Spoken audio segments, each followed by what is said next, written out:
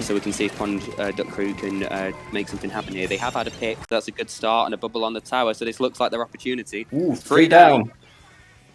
And that's a delayed wipe and the first checkpoint. Great move finally by Pond Duck Crew. They have Hydra on the tower. They can apply so much pressure. That could be the lead and the second checkpoint for Pond Duck Crew.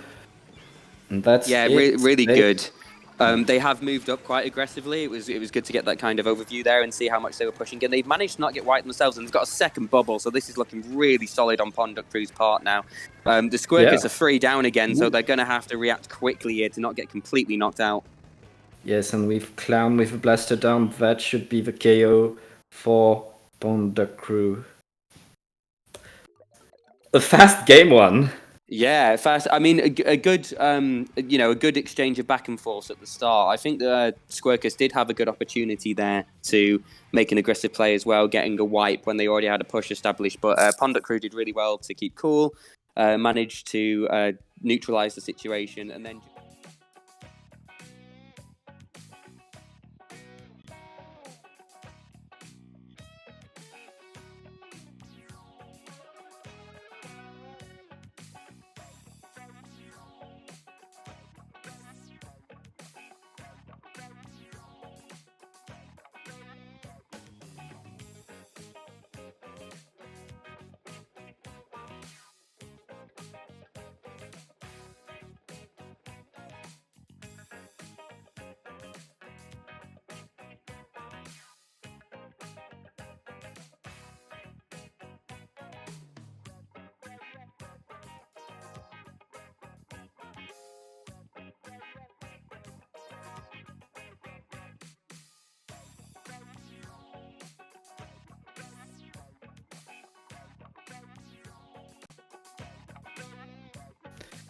Yes, so apparently I'm getting word that you guys were not hearing us. I am Pat here with the first paddling pool of the year, and here with Chili Boy.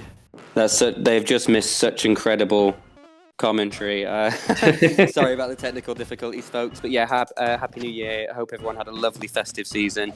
We're just confirming the map list setup for the second game.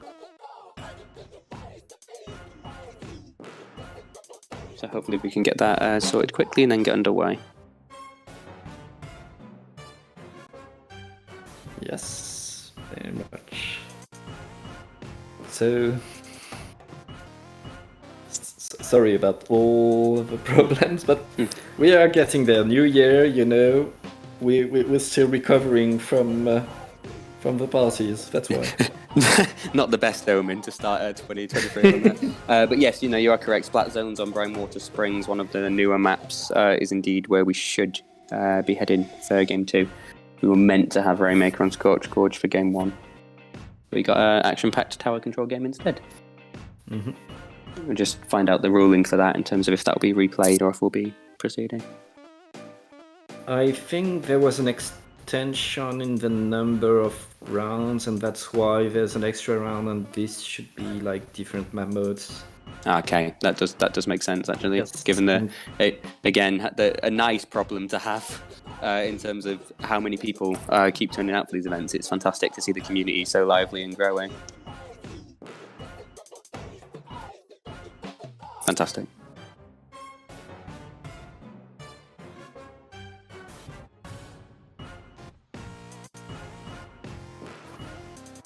So it looks like Tower Controlling Blot was the map supposed for losers round 1. That makes sense. So if our players believe they're in the losers bracket already, maybe that's not the right attitude. One of you is gonna make it. Yeah, you gotta believe, man. We can't have two teams in losers in round 1 playing us. That would be very cruel in a double elimination bracket. Have we had confirmation on whether we will replay Game 1 on Scorch Gorge, or are we going to be moving on to Brownwater Springs for Game 2 and confirming that match? I think we'll probably move to Game 2. Cool.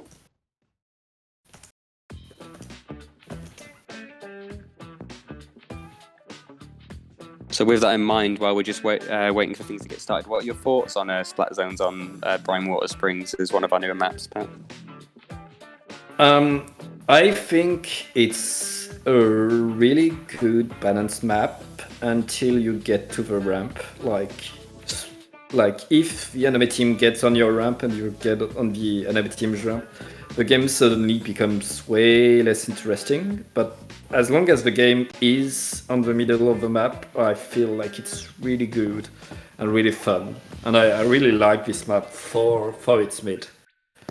And I hope like we keep seeing that amount of splatlings and the communication error happened.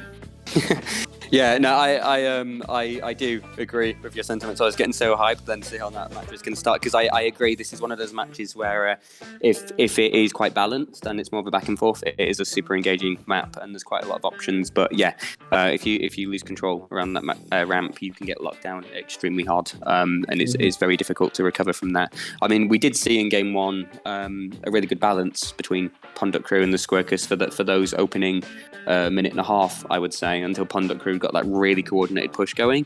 So we could see a really action-packed game here if the Squircus can just learn from that first game and try to minimise being wiped. As I say, being wiped is always bad, but in Splatoon 3, with how fast the game moves, it feels extremely punishing. Yeah, and I feel like the Squircus at first were better at getting the man advantage, like getting the picks, and they got the checkpoint first thanks to that. But the thing is, the moment Ponduk Crew had the advantage, like had 2 person from Squircus down, they maintained that advantage, and like there was always at least 1 or 2 down on the side of Squircus, and that's why Ponduk Crew didn't stop. And I feel like if you're Squircus right now, you want to say to your team, like, let's stay together. If we're down, like, we wait a bit, we reassemble, we build our specials, and we stop that push. Definitely, yeah. Hopefully it's not the nerves of being on stream, but I think it is about that exactly. That is kind of been the difference between the two teams so far, and you're quite right. I thought Squircus were getting some really good picks at the start, to get that wipe, to have that such aggressive opening, but I think the problem was then moving up, locking in that position, being able to continue to apply that pressure. And what Ponduk Crew did incredibly well when they got that opportunity was they moved up, but they stayed very coordinated and together. They I think only 1 person actually went down when they were that deep into enemy territory, because they were otherwise pulling back and backing each other up. So I think it is trying to think, getting out of that solo queue mentality and into that coordinated team mentality of backing each other up. Just like we saw when the splatter shot from Squircus made a really good aggressive play on Ponduk Crew, but their teammate backed the Hydra up when the Hydra would have otherwise definitely gone down. It's that kind of synergy and team mentality that I think allowed them to recover so well. Yeah, but what I really loved from both teams, of course, is like they made creative comps, and they both of these comps can work, and like they clearly knew what they were doing choosing those weapons, and I want to see more of that, and I hope we see more of that very soon. Yeah, I think we're just having some slight technical hitches here in terms of communication on the splatters part, so hopefully that can get resolved soon and we'll be able to proceed. But yeah, I love the creativity of the team comps. I've fallen into the kind of meta mentality before, and then you go up against someone who has like a Centopia or something, and we're like, oh, this is going to be free, and then they're just a god with the weapon, and they perfectly know how to back their teammates up. So I think it's really, really cool to see weapon specialism or a comp that on paper maybe doesn't make too much sense, but they've got the team has such a rehearsed approach to it that it becomes quite oppressive because it's not what you're kind of used to countering. So yeah, I hope that creativity continues throughout the tournament today. I mean, that's the perks of not following the meta, because you're going to have to practice to bridge the gap and get on the same level as people like you. And is this starting zones on Brine Water? It is. So we've aligned our maps now. We're on the right map. We do have double Hydra again. I'm sure you'll be pleased with that, Pat. And enemy team Squircus, they have switched things up. They've got an Explosher, which is really good to see. Super strong pick on zones. and then Splashomatic, ranged, and splatter shot. So I'd say Ponduk Crew still have the more unconventional comp, but as we've seen, they managed to make it work last game. Yes, and again, blasters. Like I did not expect to see 2 blasters on a zones game, but here we are. That's really interesting. I want to see that work. And yeah, they're both range blasters, aren't they, with the wave breaker? So I must have similar kind of thinking in mind. Loving how back no, and on forth. Squircus, it's the vanilla buster with bubble. Oh gosh, it is, yeah. Oh, brilliant. I could see that maybe working for if they've got the zone to kind of hold it for longer. We see the bubble here being very useful to allow Ponduk Crew to continue to paint. Been very scrappy so far, but 2 have gone down on Squircus now, so this might be where we see Ponduk Crew with that really aggressive play. And there's a wipeout, which is, difficult because as we're seeing now, Ponduk Crew are trying to take control of that ramp. And here we are, Ponduk Crew trying to maintain their advantage again, and they have the Explo down. 1 drop to the left for the Squircus, but they are biding their time. They need an opening, and right now they are dead.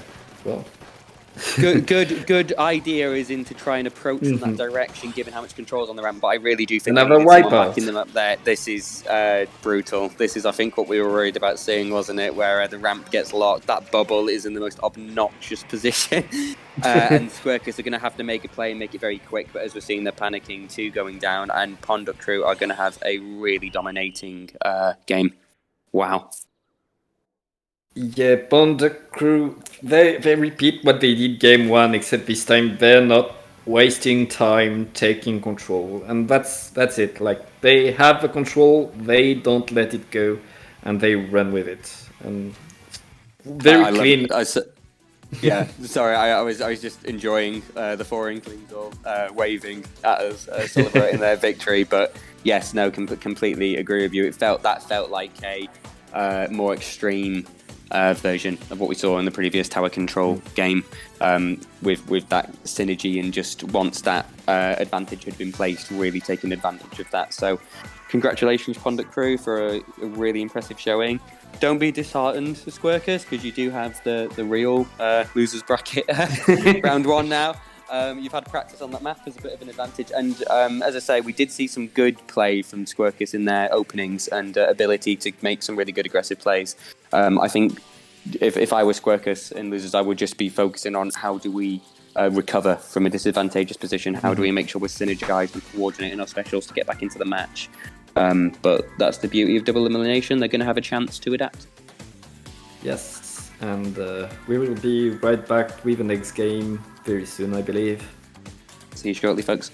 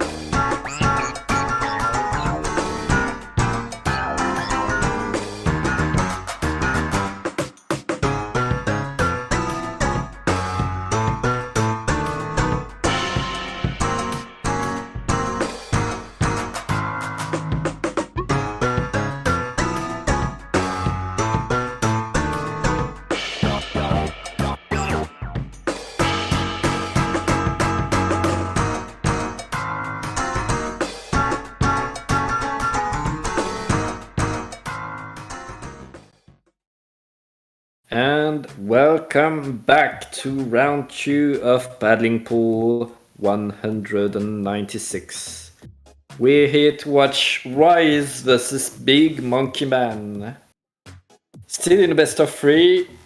We are now in double elimination bracket, and let's do this. I'm still with Chidi, I'm still Pat. How are you, Chidi? And this is starting.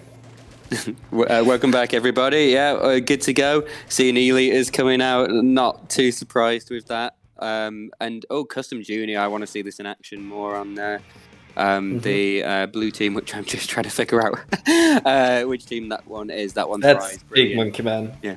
Now, this could be really interesting in the sense that Big Monkey Man is seeded 7th and Rise is seeded 39th, so this could be a stomp, but hopefully not. Let's see what Rise bring to the table here.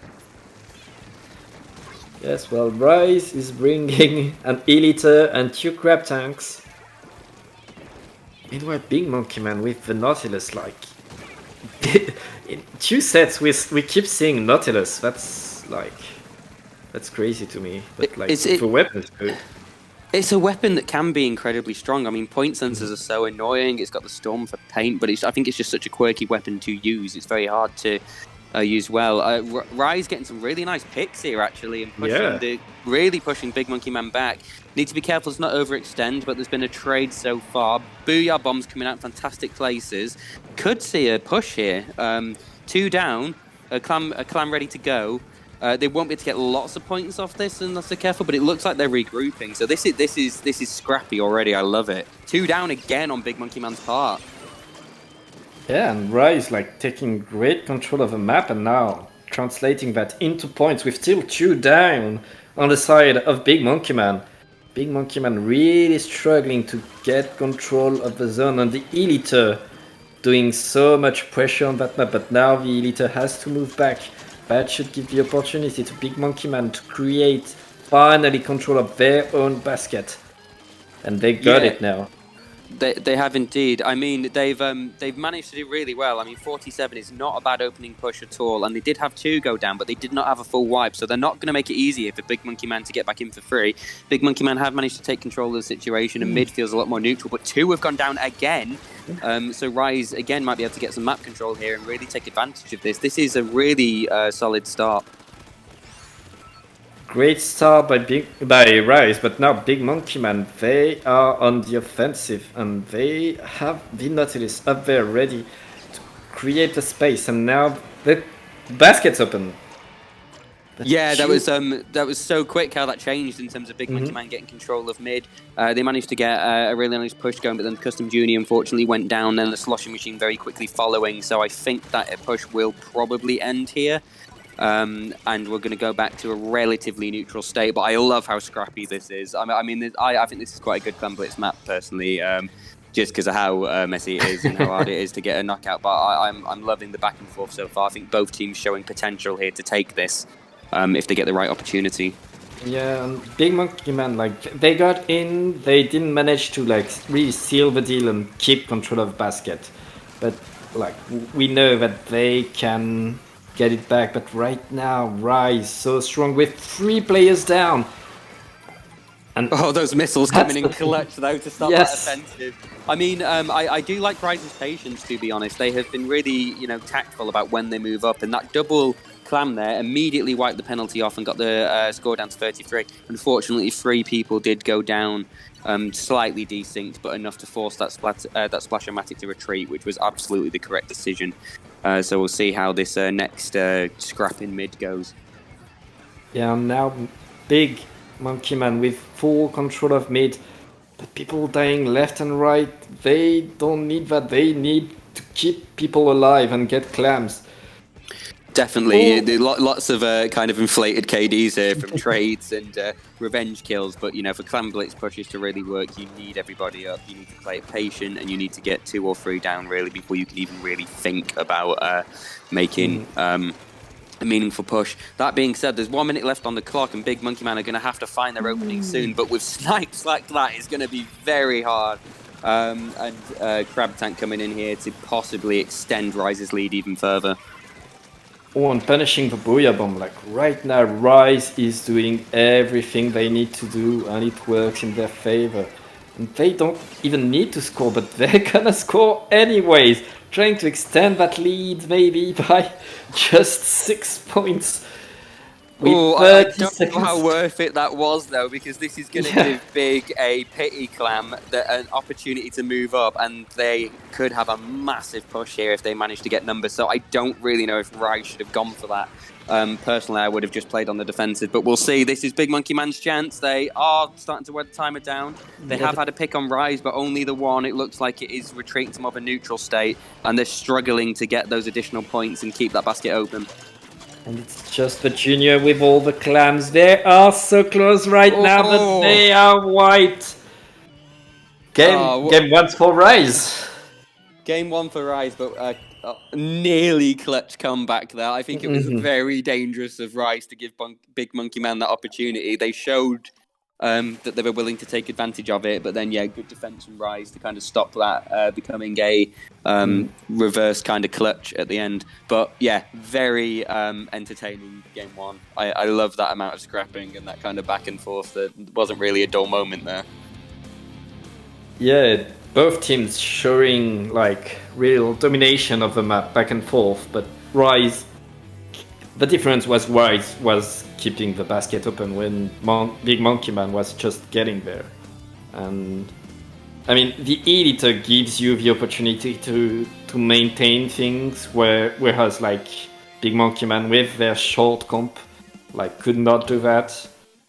But I think we saw the Elite's existence being a big factor in that final, in stopping that final push, because you could see that Big Monkey Man were having to really think about their movement just because of that Elite laser being around and looking at them, and then the Rise teammates were taking advantage of how much the Elite was oppressing Big Monkey Man's opportunity to extend. Yeah, range is so good on Hammerhead Bridge, but right now we're going to Sturgeon Shipyard for zones, and like Big Monkey Man, they could get it back because the Elita is not as strong on this map mode.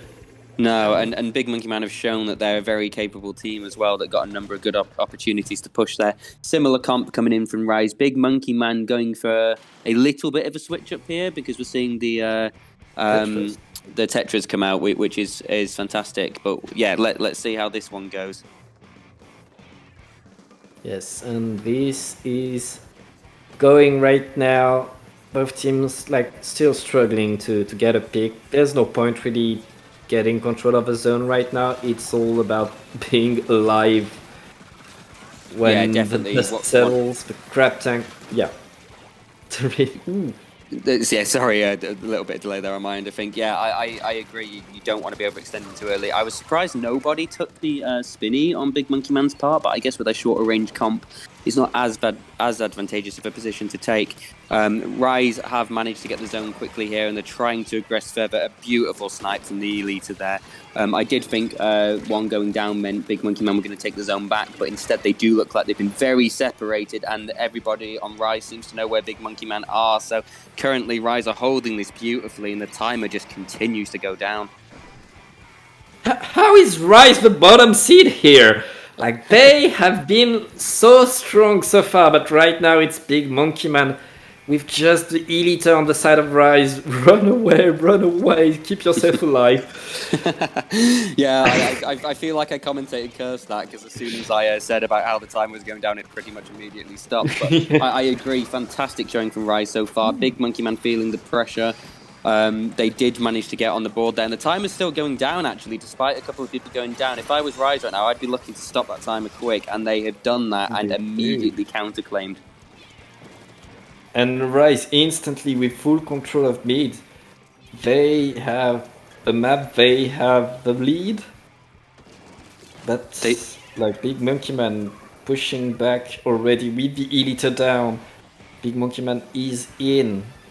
I mean, Big Monkey Man's comp is that kind of comp where if they do manage to get a wipe, it could be absolutely devastating because they have so much offensive firepower. So I think Rise need to be careful for that. The lead is not big enough here to make any kind of reckless play. Again, just quite hard to get a sense of Big Monkey Man's kind of positioning because I always see them separated compared to Rise. The Elite are getting some really nice snipes again here. They do need to try and pick that off, and they have managed to. Really nice play there by Mew. Yeah, it's a 2v1 right now. It's just the machine on the side of Rise. They get taken out, but Rise is already back in there. But Big Monkey Man now with the lead and the solid one. They are counting down near 0. They just need to delay things. I mean, that map control is looking beautiful on Big Monkey Man's part. I mean, they've done really well. They just need to hold now. They just need to hold and not drop. Rise have managed to get a penalty with, despite being a person down, but they have lost 3 players, so Big Monkey Man will immediately reclaim this. I mean, we've just seen Tetras here doing what Tetras do, haven't we? Just getting in the enemy face, causing absolute havoc, and then just rolling out of there. I think the Tetras putting the pressure on the Elite has been really important element of turning this around. And now they just need to hold and be careful, because if they overextend here, Rise have proven that they will take advantage of that. Yeah, and right now, Big Monkey Man, they're almost happy to give that penalty if it means that Rise has to spend all of their resources just to keep the game going a bit longer. But right now, is it the same? No. It's getting scrappy. There are people We're all dropping dying. left, right, and centre, which can happen with nerves and pressure. That reef slider has been very important to secure that zone. I was getting a bit nervous of Big Monkey Man because Rise were getting picked there, and even though most of them were trades, the timer was looking like it was ticking on Rise's part. So again, very important penalty that Big Monkey Man have secured, and they just need to be careful here because Rise are not letting up. They're not playing like they're defeated at all. They're keeping up the pressure. These torpedoes are just backing people into such uncomfortable corners. And wow! I can't believe they got that pick before going down there when they were completely cornered. He's just 1 point away, keeping themselves alive. But there's 30 seconds left, and Big Monkey Man is in control again. Big Monkey Man, they had a slow start this game, but they have been running for 3 minutes now and really making the points. They were so close to the KO 3 times. But now Rise, they have to take control and keep it for overtime. And this is the risk now on Big Monkey Man's part. Don't tilt when it could be so easy to tilt after having that timer stopped on one. They've lost 3 players here as we go into overtime. And could be getting nervous about this. They need to try and play it calm. They need to stay together. But if players start going down one by one like that, Rise could claim this. Big Monkey Man have to keep their cool if they want to take this win. Big Monkey Man with 2 specials at the ready, but Tetra's getting picked. Rise, can you do it really? That's crazy. I mean, I want to see a game 3, but this is going to be incredible if they pull this off. Amazing snipe again, and the zone is very yellow. It's just a nut. Wow. That's game. Oh, that is incredible stuff. What? I mean, wow. What are your thoughts after that?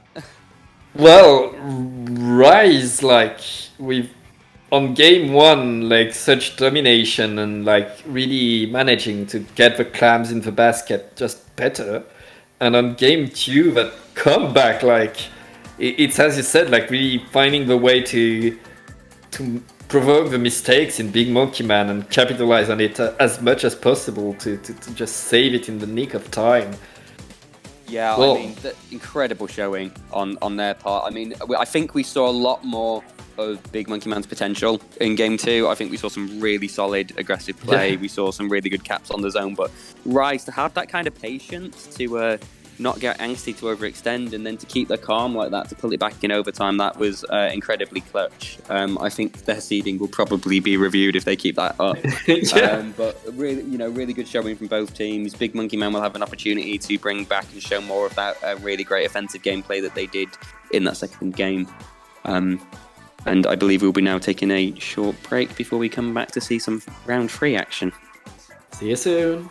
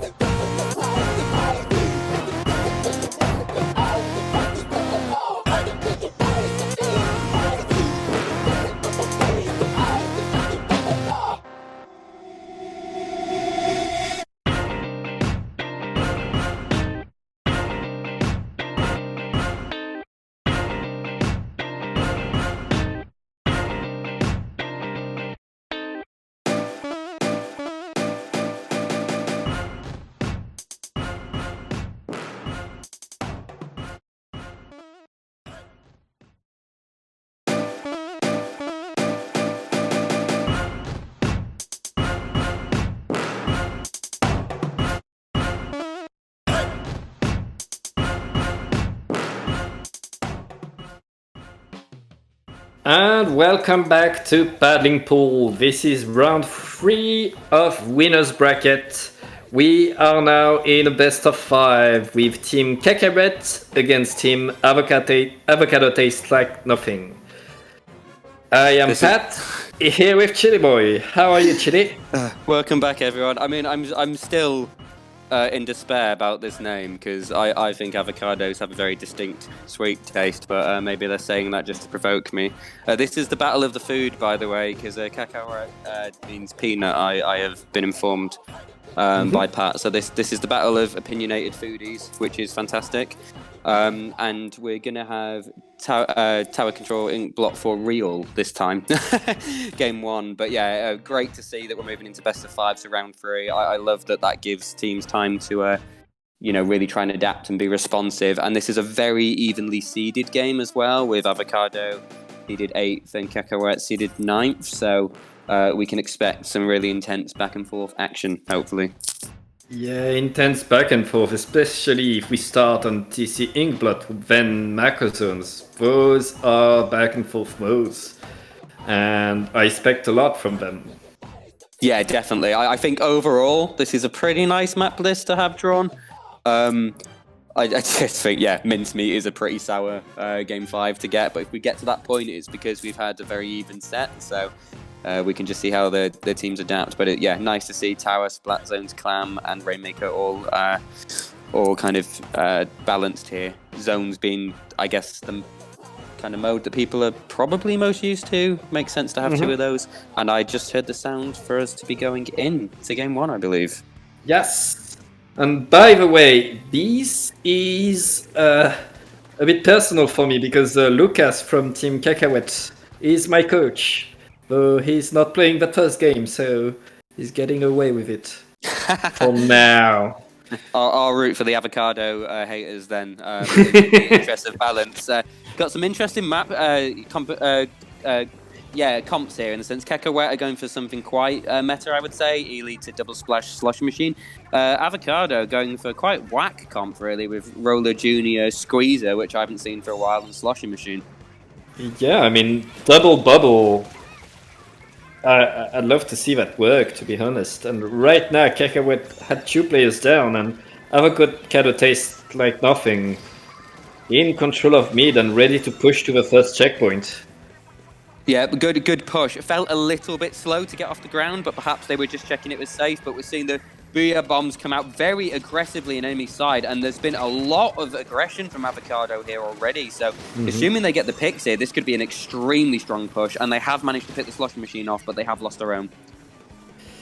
Yes, Avocado with the end of that push, with a wipeout on the side of Cacahuete. Now it's on Cacahuete to paint the ground and take control, finally build up some momentum.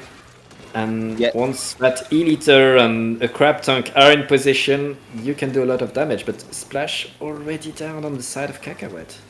I think Cacahuete did incredibly well, actually, to get that wipeout and stop that push, because Avocado were very, very deep in.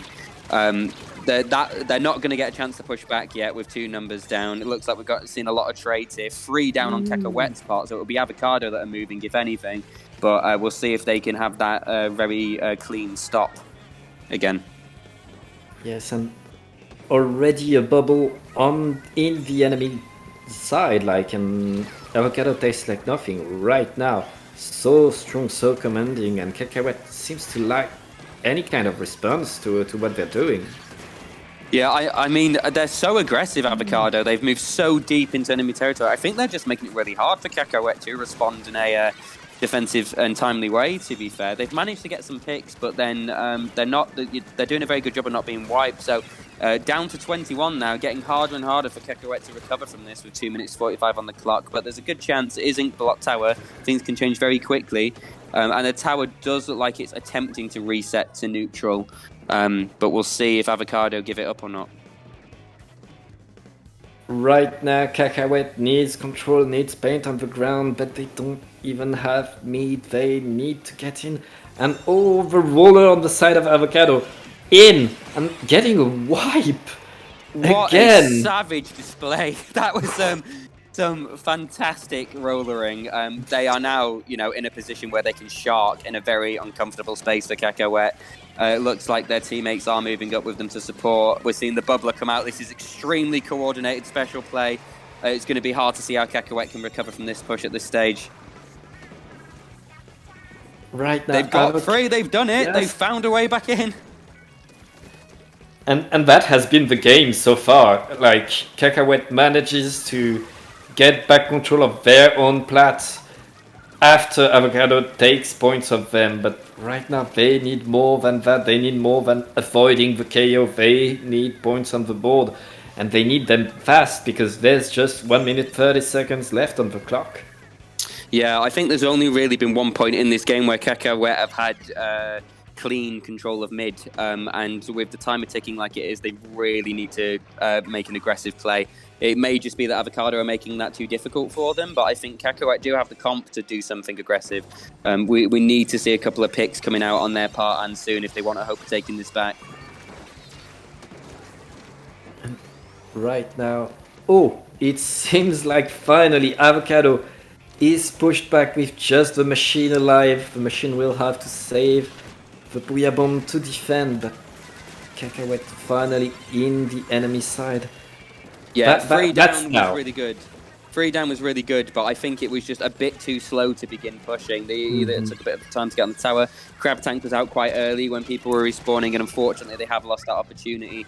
I mean, they may be able to pull another one off before the end of the game, but unfortunately they just missed getting that first checkpoint, which could prove to be crucial, really.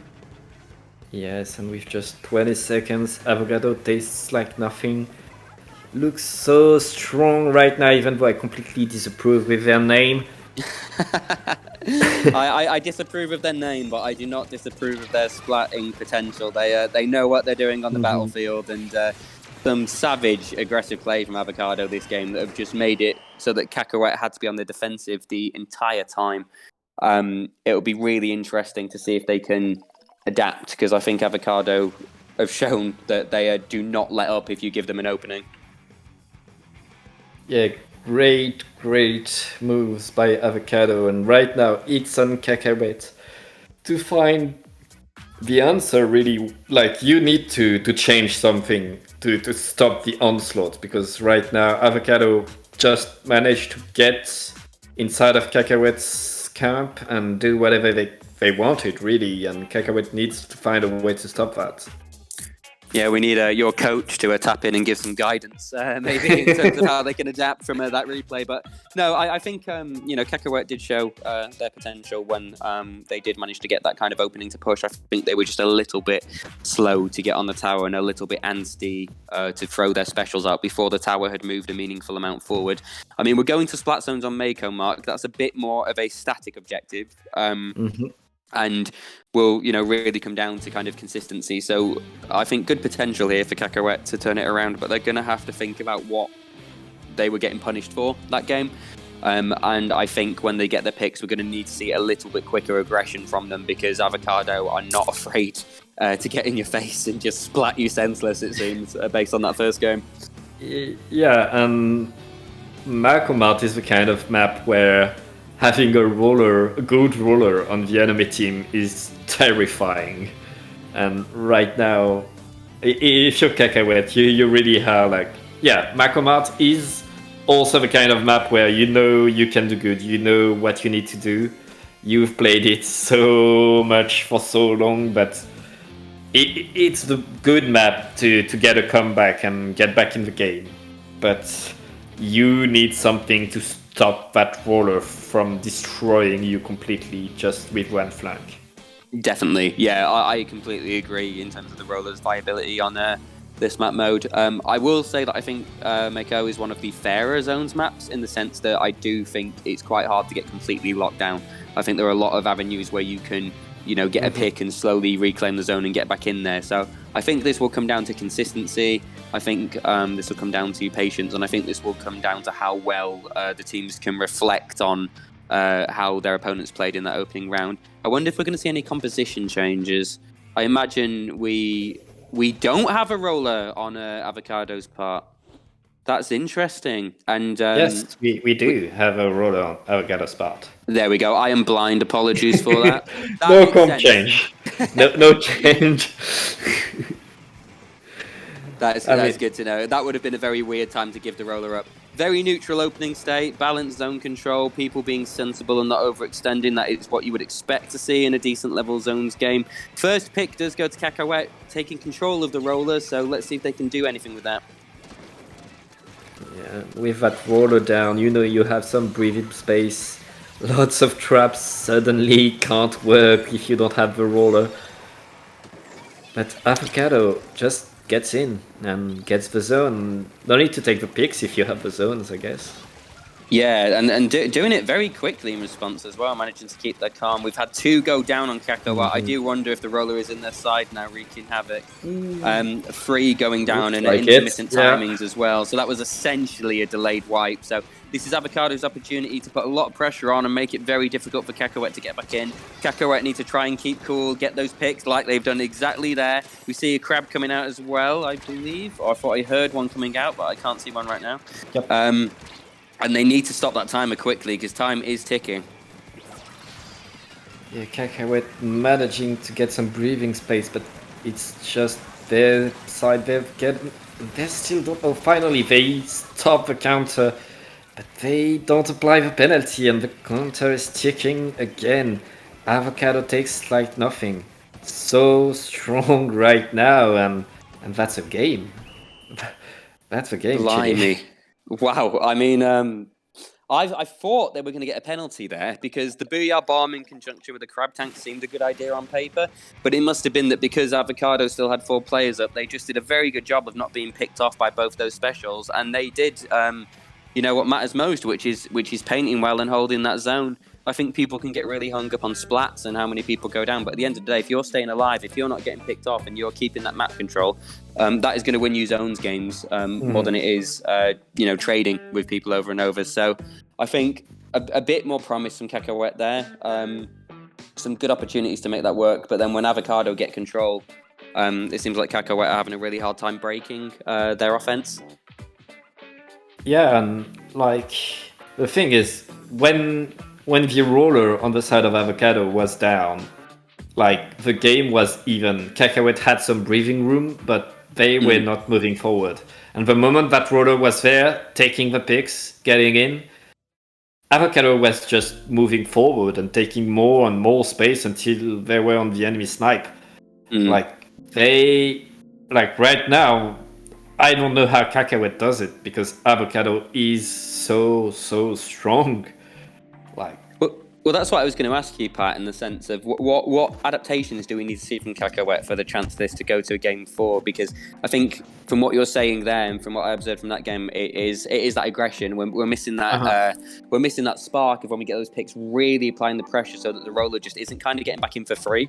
And because at the moment I feel like the roller just gets to swim back into mid and start slapping everybody. And we've seen how damaging that can be. So I would say. A bit more aggression is needed from Cacahuete. That obviously comes with its risks, but I think that's what we need to see for them to really turn this around. More aggression, more paint to stop that roller from just getting in and getting away with it. And composition on paper is... sorry, you go first. Like, the thing is, right now we're going to play Clam Blitz on Museum. The map is much wider. And that's good for Cacahuete's E-liter. If the E-liter stays there, they will have much more impact on the game, and it will be harder for Avocado to play what they've played so far, which is just get in and get the picks. I do agree with you on that. I do think this map lends itself a bit more to Cacahuete's comp. I was thinking if they need to switch the comp up, but they've got a comp that on paper is very strong. Double splash, sloshing machine, E-liter. I wouldn't really change that. I think it's more how they approach the game that is going to make the difference for them here, but we'll see. So in terms of compositions, yeah, I can see why Avocado wouldn't want to change it up much. And there's been a minor change from Cacahuete in that they've gone for a slosher over a sloshing machine. So we'll see how much the triple in strike comes into play here. What do you think about that decision, Pat? I don't know, but I see a sploosh on the side of Avocado. You do, you do indeed. Yeah, yes, I that do. That's splash a has a sploosh. different, a different face. Very interesting choice. I mean, it's a very aggressive choice again. It's very similar to the roller playstyle in the sense, isn't it, of like the means of just being able to like just stroll in on the curling bomb and wreak havoc. And look how deep they are here already. Yeah. Insane aggression on Avocado's part and just mowing down Cacahuete on the platform. Avocado with like keeping the aggression at its maximum, and that's what they've been doing, and it's been working. So don't change it. Keep doing that. Cacahuetes struggling just to get control of their own basket. They have a crap to have. I mean, this angle just shows how yellow this map is right now. It's a very scary position if you're Cacahuete. They have managed to pick 2, and it looks like this might be their opportunity to stop the push. And as soon as I say that, 3 have gone down, so no, it is not. But yeah, okay. They got a power clamp, but they couldn't get it in time, so they've got a chance here. But that was a strong opening again from Avocado. Cacahuete already on the back foot in a way they would not want to be at this point in the game. Yeah, Cacahuete has now like more than 50 points to make just to get back in the game, and the pick on the sploosh is gonna be a good help. But right now, like, Avocado answers every pick with a pick of their own. Cacahuete finally with map control for mid, like mid is finally kinda blue. But 2 down, and it's on Avocado again to push, I guess. It is. This is the problem, isn't it? We managed to see Cacahuete reset to a neutral state, which is good. Shows they have that kind of defensive capability, but then we are not seeing those opportunities for them to advance. I did like how the Crab Tank had positioned on the mid, but we saw a really strong response with the enemy team whipping the Ingzuka out to make sure that was a special trade, and I think that was a very important pick on the Crab Tank to prevent Cacahuete advancing. But again, they remain on the back foot. They're a player down. We see these power clams swimming in, and they are going to break the basket again. How are they doing it, Pat? I don't know. I don't know. They have double curling ball. I just don't understand how this works. I mean, they can get in easily, but how is Cacahuete not killing them? It's like there's something about this team that makes what should work not work. And Cacahuete right now, I think, is as puzzled as I am. They still don't have a single point on the map, and right now, finally, they use everything they have to get control of the platform and score some points. Basket is open. Oh no! No! That was a bit more of what we wanted to see there. They got 2 picks, they had a really nice ink strike push, and that was such a good opportunity to make an aggressive play. I don't know how they got wiped so quick. But unfortunately, that will prevent their advance further. But I thought that was good from Cacahuete in terms of how they calculated trying to make that play. What is interesting, though, is what you said about the double curling bomb. I think we're going to have to rip up the meta manual because Cacahuete have on paper one of the most busted team compositions outside of maybe the Slusher, and Avocado just running what they want and making it work very well. It's the power of momentum, and like if you let a sploosh and a roller run amok like that, they can do so much damage, and you need to stop them before they even start. But right now, Cacahuetes just using their crab tank just to stay alive, to have some spot on the map their color. And they don't have the clams right now, and they have 40 seconds to make so many points. Yeah, and they got 3 picks there in the time Avocado didn't get 1. So on paper, they should be having opportunities to advance. I don't know if it's just Avocado's positioning making it really difficult for Cacahuete. It's quite hard to tell when we can only see a limited portion of the game. But yeah, I think there's a psychological element to this as well, in the sense that when you've been met with such aggression in those opening games, you're going to have a bit of trepidation about advancing. It's going to make it a bit harder for you to feel like you can make a comfortable, aggressive play, and I think we're seeing that coming into play here. Cacahuete managing to get picks, some really nice snipes here by Kiwi, but it is not going to be enough. And Avocado smashing Cacahuete there, 3-0. 3-0 for Avocado tastes like nothing. Well, That was something. I mean, like, I guess, yeah, curling bomb is OP. We should all run it now. Those YouTube sub tier lists are going to be changing immediately. Taking notes. No, I think I feel like at the end, Cacahuetes were beginning to adapt. They were getting that idea of, they had 2 picks, saw that as enough to make aggressive plays, did capitalize, push people back on Avocado's part onto their plat. Beautiful triple link strike that looked like it was very well aimed. And got the climb in. And I think if we'd have seen a little bit more of that aggression earlier in the set, this could have gone further to a game 4 or 5. But Avocado just came out swinging and never relented. And you can't fault them for that. So congratulations, Avocado, for advancing. And Cacahuetes will have another chance to turn things around in the losers run. Do you think, Pat, Cacahuetes will kind of switch up their strategy off the back of that game, or do you think, do you think it was just a difficult matchup for them, or do you think there's more they will need to do to progress throughout the losers bracket? I mean, I don't think they will go against another roller splush team.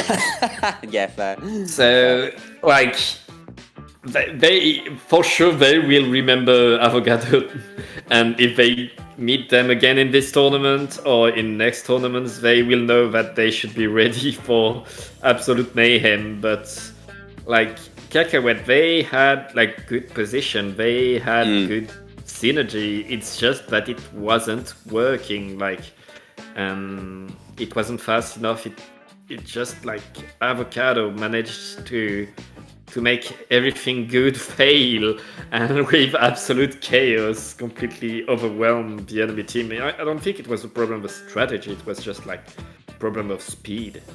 Yeah, I think that's completely fair. I mean, Cacahuetes, they're seeded 9th for a reason. I agree their positioning, certainly in the opening of games, was extremely solid, and hopefully they will be able to demonstrate more of that in their losers run. I think it was just, Avocado, wild aggression, just no fear. And that just seemed to be a bit of a weak spot for Cacahuetes that time round. But yeah, best of luck, Cacahuetes, in your losers run. And congratulations to Avocado for advancing. And we will be back after a short break for the next set.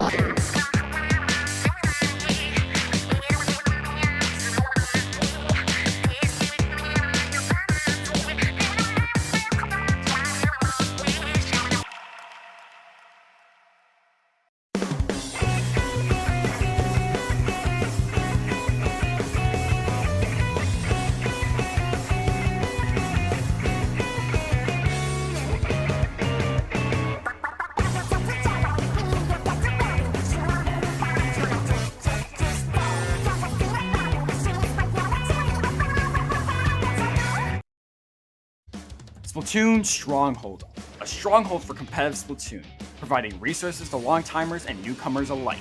If you're new to the competitive scene or still figuring out how to join, we have a getting started guide and plenty of other resources to help you in your journey.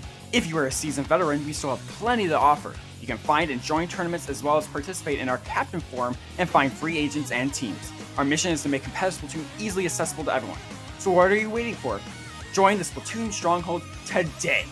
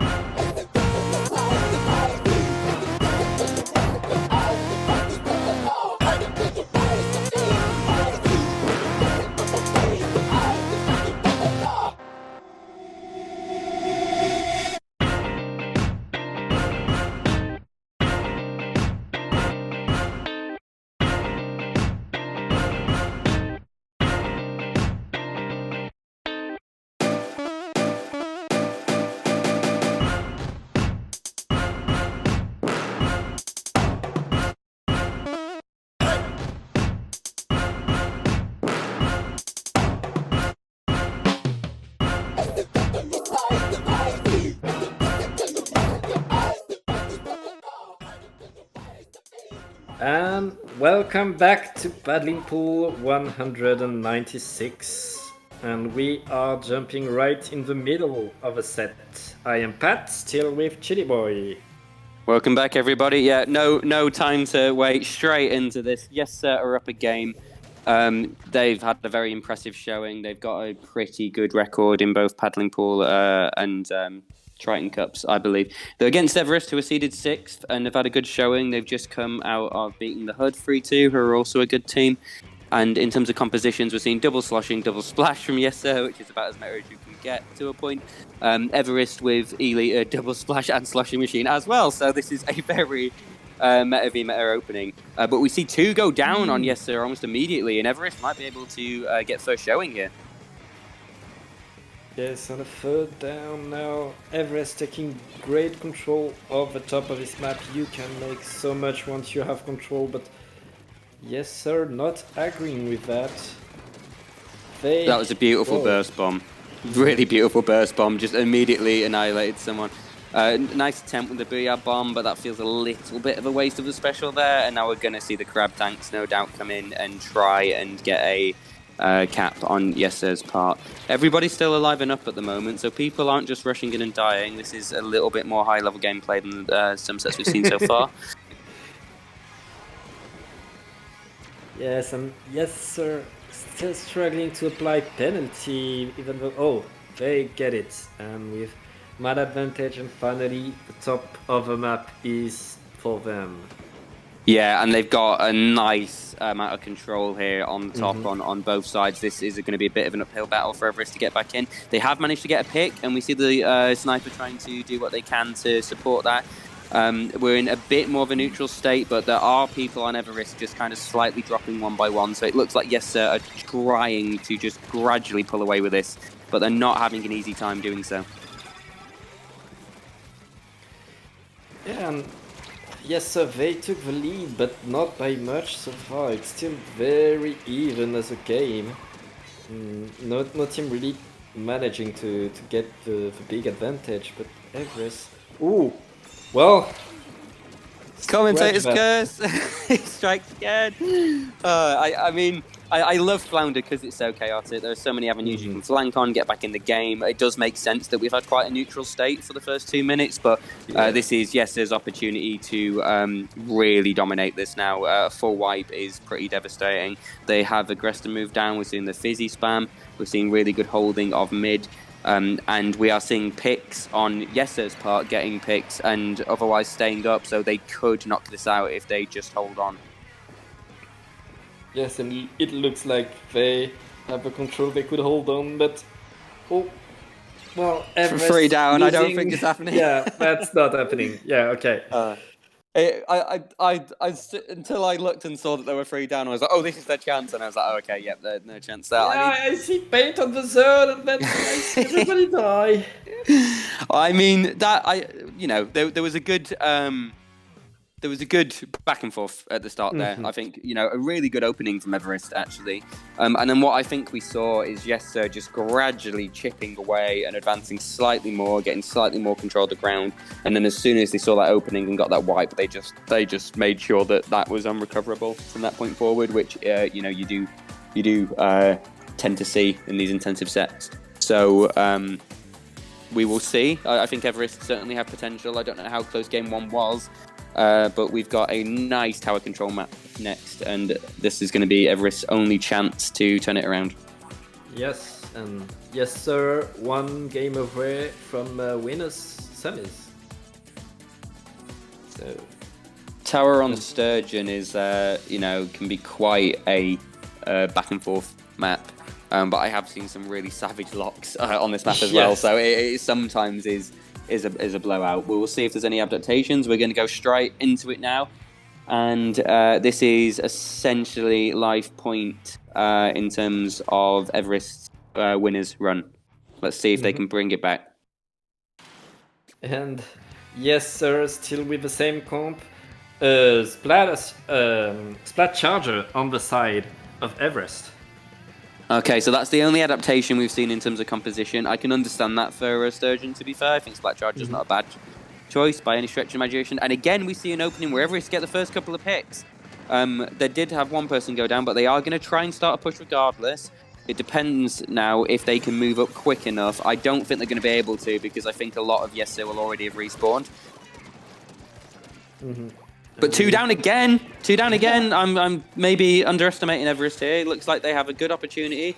First checkpoint already broken. We're only 40 seconds in. And if Everest can keep up this momentum, this could be huge. Yeah, with how snowbally tower control can be, but right now, Yessir putting an end to this push with just 2 players left on the side of Everest. Yeah, no full wipe this time, thankfully, so Everest will be able to set up somewhat defensively, but we've seen how aggressive Yessir are when they get the numbers advantage, so we can see someone flanking into Everest's side as well. Not sure how that's going so far, but they have 2 down now and are initiating the push, so this is Yessir already responding with that aggression that we just saw in the last game, and will Everest be able to give an equally calm response in the way that Yessir stopped them? And Yessir right now taking the lead and 2 players down on the side of Everest. These could be big. They are on the last checkpoint and making very quick work of it. And Nico is so deep in there and bobbing and weaving for ages, and that distraction has been huge. It looks like that is going to be it. I mean, again, Everest started strong there again, but when Yessir get control, they just go so deep. You know, that Nico was completely in their spawn at the point of that push, and you have to respond to that if you're the defending team, and they did, but unfortunately just not quick enough. Wow. I feel like we just came back from the break. Yeah.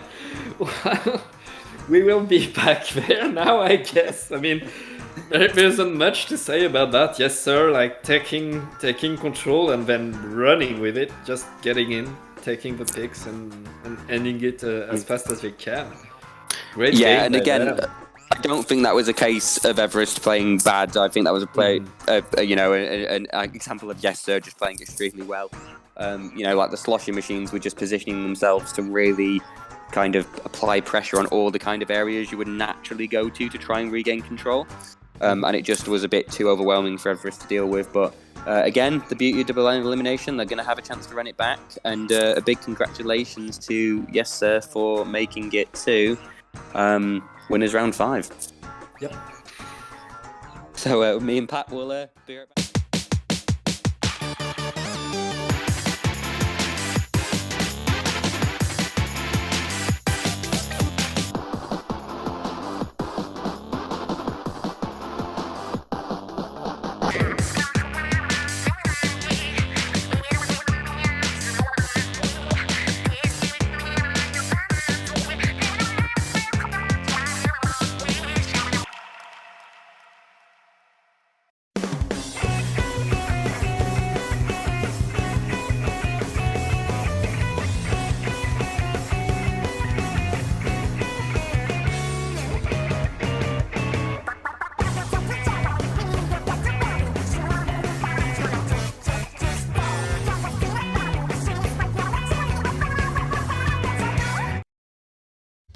Splatoon Stronghold, a stronghold for competitive Splatoon, providing resources to long-timers and newcomers alike. If you're new to the competitive scene or still figuring out how to join, we have a getting started guide and plenty of other resources to help you in your journey. If you are a seasoned veteran, we still have plenty to offer. You can find and join tournaments as well as participate in our Captain Forum and find free agents and teams. Our mission is to make competitive Splatoon easily accessible to everyone. So what are you waiting for? Join the Splatoon Stronghold today!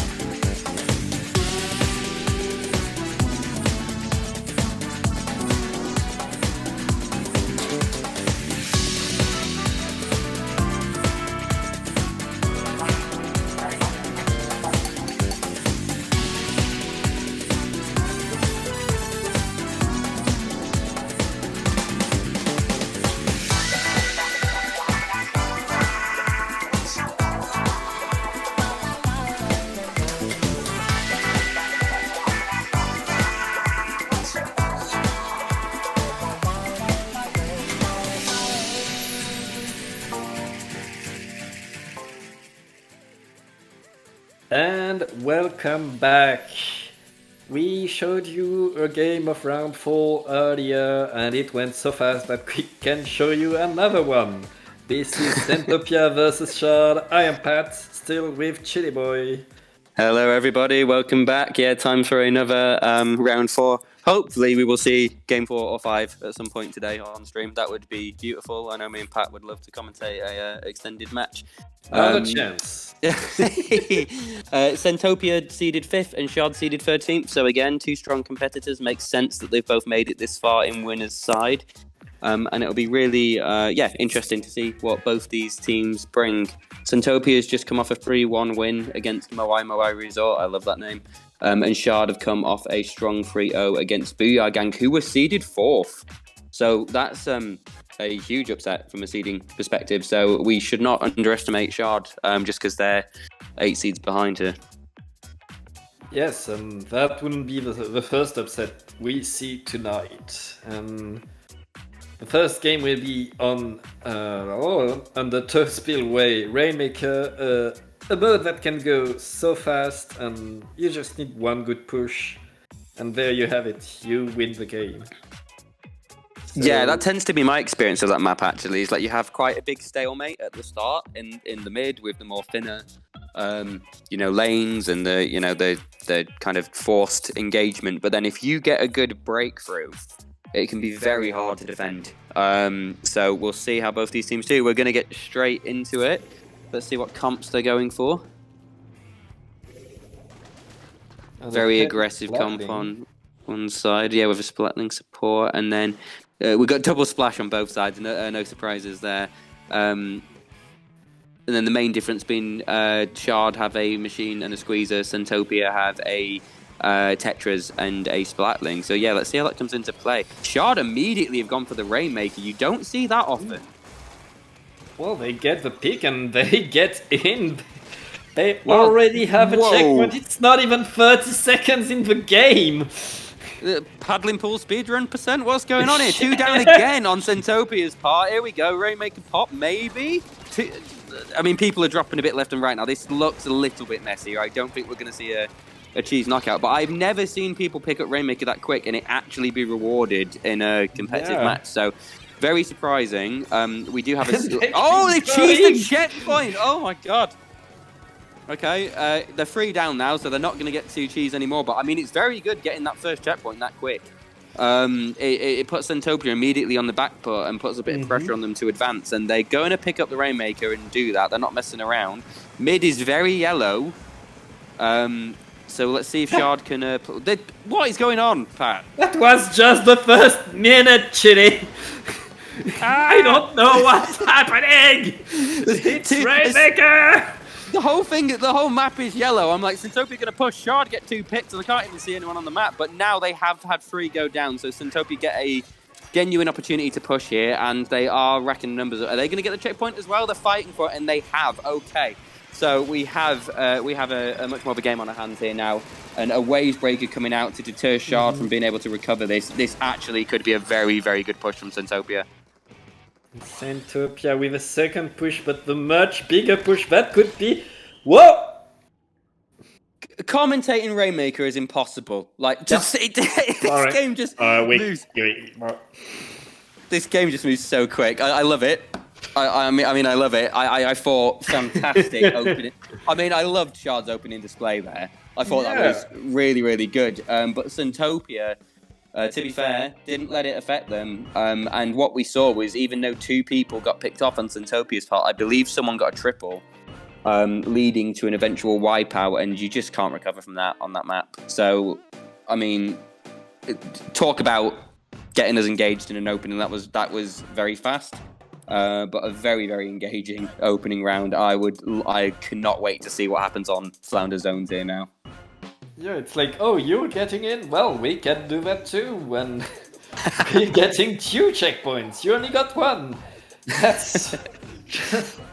I feel like Rainmaker is just beautifully chaotic sometimes. It is, the objective moves so fast in certain conditions, and Shard and Centopia both displaying what that can look like in practice. If I was Shard, I wouldn't be too disheartened. I would just think about, did they get a bit cocky? Did they overextend at some point? How did Centopia manage to punish them so hard that they got a triple and then a wipeout? Because that flipped the tide extremely quickly. So Shard have shown that they've got really good aggressive play. They've shown that they've got good game sense. But they're going to have to be more careful than that if they want to get on the board here. Yeah, it's just like the power of one push on Rainmaker. And speaking of power, we are getting back to flounder zones. Flounder zones, if you get control of the zones, if you get control of top mid, you could make a lot of points very fast. And we know that both these teams like that idea. So... We do. We certainly do. They have showcased that and then some. Seeing some switch-ups in the comps. We've seen a Splat Charger come out on Shard's part, which I understand, can appreciate that choice. We're seeing a very aggressive comp remain on Centopia's part with the double splash Tetra Splatling. I mean, this game does tend to start scrappy, and we're seeing that on Flounder. We're seeing people take control of their kind of close side and then just scrap in mid. The Tetras have been picked up already, and Shard are going to get on the board first. Now, can Shard get control and flood Centopia's low, or is it going to be a stalemate? And it does look more like a stalemate right now.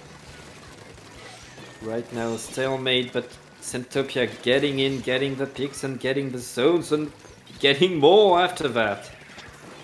Incredible gameplay from the splash that we're watching right now. It looked like they just blitzed and jumped into Shard side with no fear, but they got a double and then a third on the way down, and that is giving a fantastic opportunity for Centopia to push through here. I like that the Splatlings moved up. They're flooding Shard's low, so Shard are not going to be able to get back in for free. And at the moment, it is people on Shard's team that are going down, so Centopia look like they want to close this one out fast. Yes, Centopia already more than halfway through, and they still have full control of the zones. They don't look even challenged right now. And another pick on the machine. Crab tank from... Oh! That burst bomb was beautiful. That crab tank to apply the pressure and then the burst bomb drop on the retreat. I mean, that's a very clutch pick because that was on the charger. And burst bomb could end the game right now. Yeah, Shard have had a pick, but they need to stop the zone now, and I don't think they're going to get the chance. I mean... I'm getting whiplash. How quick are these games are passing us by? I mean, it's just, I got to commend Centopia because I think they just made such good decisions in terms of gradually, once they got control, just moving up in a perfectly appropriate way without overextending. And it was just very, very hard for Shard to get back in the game. Yes, we see both games have started pretty even and within Shard, like taking something. But Centopia, they take the control, and once they have it, they just keep it. And on this map, it's so powerful. And on tower control, it's also a strategy that pays off so much. So right now, if you're Shard, you need to find a way to stop Centopia, because that tower control on Sturgeon Shipyard could be the end of them. Yeah, and I could see a bit of a repeat here of what we saw with Yessir and Everest, where, I think if Centopia get control, they're not going to fear going into enemy spawn. They're gonna flood Shard side and, cause absolute havoc. I'm begging you, Shard. We've seen your potential. You took out the Gangster seeded fourth. Please give me Impact at game 4 and 5 because we're hype. We're having fun. We're loving these games, but yes. we want to see more of an exchange than this, and we know you can do it. You've had a really good showing so far. So yeah, I mean, Shard have good offensive potential themselves, and Sturgeon is a map where you can get a reasonable lock on this mode. So I could totally see Shard taking this game, but they're going to have to kind of keep their calm and try and find a way to break through Centopia's offensive lock. And Shard already started to make the right adjustments. I mean, bringing a Splatterscope against the Splatling, but right now they lose the Splatterscope in profit of a T-Tech. Yeah, I think they've opted for full aggression, haven't they? Look at the swim speed on their builds. There are a lot of swim speed mains. It looks like they're going to be going for a really aggressive approach on Shard's part, and that will either pay off beautifully or really, really cost them. 2 picks on Shard's part compared to 1 on Centopia, so Shard do have the first opportunity to make an aggressive push here, but the Splatling on Centopia's part positioning really well, applying pressure, making it really hard for Shard to advance, and they're starting to be punished for that. Yeah, and the Tetra, like, bodyguarding the Splatling, creating opportunity, and right now it's Centopia with the advantage, with the tower, with mid, who are pushing, and right now it's on Shard to find a way to stop them, but checkpoint is ticking. And this was the gamble with this comp, unfortunately, because I don't think they've got a very good way to stop the Splatling. They really have to get picks first and get in their face. They have done that. They have got 3 down, so they are going to stop Centopia from advancing. At least on paper, they should be able to. Okay, they have. I was getting very confused about that notification, and I thought someone might have jumped in and cheated it. Tetra's still there, getting a trade with the machine. That's... I mean, the Tetras do that so well, don't they? They get the jump, they roll around, and they take people with them, but have quick respawn to, to mean that they can take those risks. And if it goes wrong, it doesn't really cost them too much. I mean, Shard, they've recovered. They've lost a few crucial checkpoints, but they are going to make a push here. They are going to get a pick, and they have a very aggressive comp that could involve them pushing very, very heavily once they get one golden opportunity. And with 2 people down, this is their chance. Shard getting in right now, getting the picks. That's what they need, and with the trace track, they should be able to get the tower, get to this checkpoint 1. Ooh, I was afraid for them. I was very scared they were going to fall then, trying to get on the spinny. You need that Splatling down. If you're Shard, you need the Splatling down, and at the moment, this Splatling is living for free. Ooh. They are dead. Commentator's curse. 3 down. This is good for Shard. They've got a really good opportunity here. You can do it, Shard. You can get that lead. If only you manage to get past that spot. Yes, they 2 down again, 3 down again. This is That's a wipe. Oh, they're on the on the board. They could. I mean, this is the benefit of this comp. Is when you're in, you have 4 people that can essentially function as a front line, and we're seeing how scary that is. That's 2 picks again. Just 1 point to go. 1 point to go. Come on, Shard, you can do it. And they're on the board. Yes, Game 4 exists. Yes. And Shard with a point on the board, keeping themselves alive. I mean, good map awareness for Shard, because Centopia pushed incredibly well. I don't think their push was poor by any means to get to 35 points the way they did. The Tetras tried to create a second win for them, but it was good that Shard were aware that the Tetras had made it into their side and picked them off before they could cause that damage. Yeah, always a gamble when you essentially function as 4 frontliners, because it is a bit all or nothing.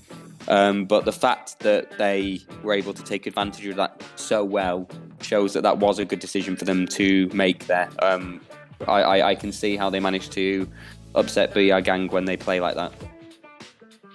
Yeah, and right now Shard, they got a win with them, and getting a win on Centopia after all the strength that Centopia has shown so far, that has to feel good. And when you go on a more stable map like Hagglefish zones, they gonna need that momentum and that strength with them. Yeah, from a psychological standpoint, I think recovering from what was quite a strong push and then getting a reverse knockout, that always is going to feel good. That's going to give you a bit of a dopamine hit, and they need that spark Shard if they're going to compete with Centopia's play here, which has been very, very strong throughout all 3 games. Hagglefish, known for being quite chaotic, known for beautiful flanking potential, known for kind of long-range weapons sitting on the tent for free. We will see how both teams kind of play that. I think 4 front lines is going to not work as well, personally, on Splat Zone's Hagglefish, but we'll see. Shard might want to stick with what has worked out for them. Yes, because we know Shard has a sniper, so does Centopia stick with the heavy? If they expect a sniper on their side, well, they stick with the heavy, and they stick with the same comp they had the previous game. And now we the see flings the is out. So that is their long range. Rather than a long range weapon, we're just going to get a special that we main instead and do our long range stuff that way. I don't blame them for going for that. Tenta missiles, decent for inking. Flings that can apply pressure relatively safely compared to something like the Reef. And the Splatling on Centopia has been a real problem for Shard in the first 2 games. So I think they need a way of pressuring it, and that is one way to do so. We're seeing very nice flingsering here, just staying safe and applying that pressure.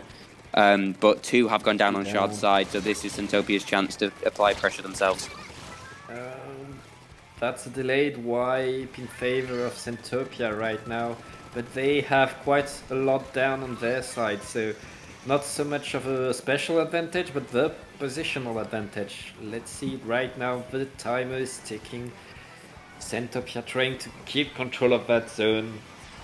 Yeah, I mean, I was quite impressed with Shard getting 2 picks the way they did there, because it was looking very, very overwhelmingly in Centopia's favour, but the 2 picks didn't really translate into any map control. I'm trying to figure out why that was. Flings are getting a nice splat there and getting map control back, but it's 3 apiece at the moment, so this is not going to be a chance for Shard to hold unless they get a few more picks.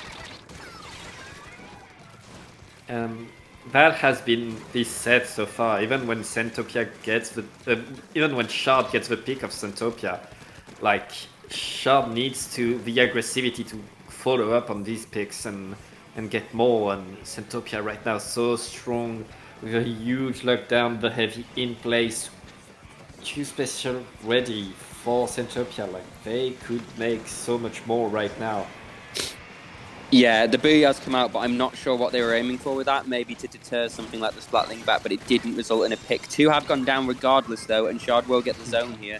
I mean, I think the Splatling is what is so hard for Shard's comp to deal with at this moment in time. And you know, we're seeing the ramifications of that and how much longer it is taking them to take the zone. They've got a penalty, so they're still surviving. They're still in this, and we know how well they can take advantage of you know, a lock once they do get the numbers, but Centopia are not letting it happen. They are not letting themselves get wiped, and they are holding the map incredibly well.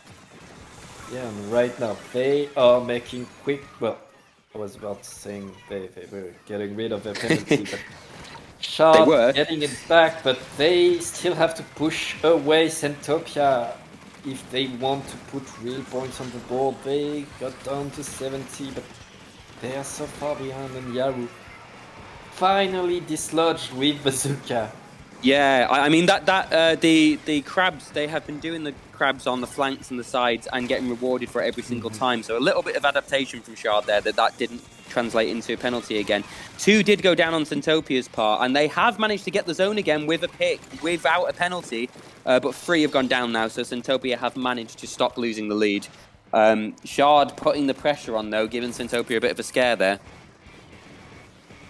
Yeah, Shard finally with a good push and a hold on the zone, but not enough for that monster that is Centopia right now.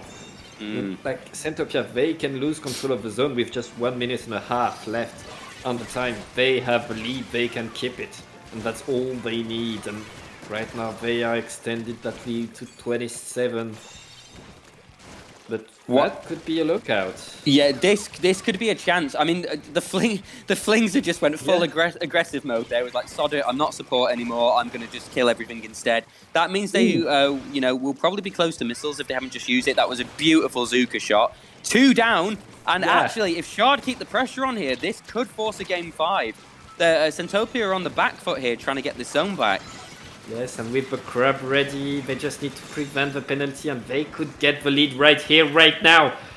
They are so close to it. This is chaos. This is just 1 point. Centopia showing control with nerves of still getting the penalty and getting control. That's just like that. It's just a crab tank on the side of Shard, but they are flanked, well, Centopia, like, just some nerves of steel. Yes, you can punch us, but we punch back just a little bit harder.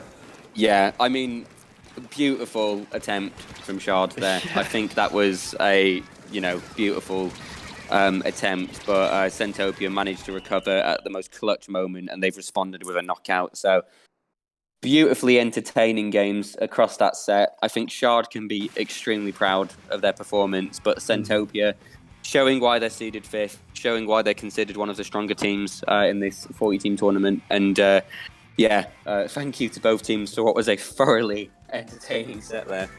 Yes. What are your thoughts, Pat? Well, we got a game 4, and honestly, it looked good. Shard, they they're not completely like on par with Centopia. Centopia clearly dominating this, but Shard making sure they have to work for it to their maximum. And I believe this is the end of our blog today. It is indeed. We're going to be handing over to Broken Pinky and Ace Sect to see out the rest of the tournament. But I mean, that has been incredibly fun. It's been a pleasure commentating with you, Pat. And I think this is our opportunity to plug ourselves before signing off. So where can we find you? You can find me on Twitter at PatJ or Tom. And when can people find you today? People can find me on Twitter also as chiliboy_splat. I barely post, to be honest, but I'm trying to post more specifically around commentary, Splatoon, meta, things like that. So I'm always happy to get acquainted with parts of the community and loving that our community is growing so much. So yeah, it's been a pleasure commentating with you, Pat. Thank you to all the competitors for what's been incredibly entertaining matches and very chaotic matches. And we will hand over to Ace Sect and Broken Pinky. Bye-bye. Take care, everyone.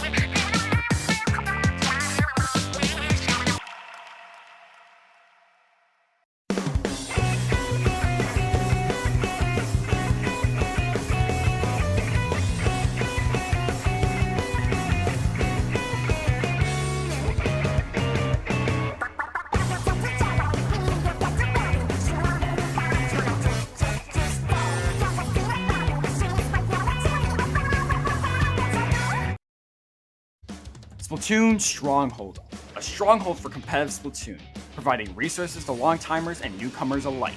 If you're new to the competitive scene or still figuring out how to join, we have a getting started guide and plenty of other resources to help you in your journey. If you are a seasoned veteran, we still have plenty to offer. You can find and join tournaments as well as participate in our Captain Forum and find free agents and teams. Our mission is to make competitive Splatoon easily accessible to everyone. So what are you waiting for? Join the Splatoon Stronghold today!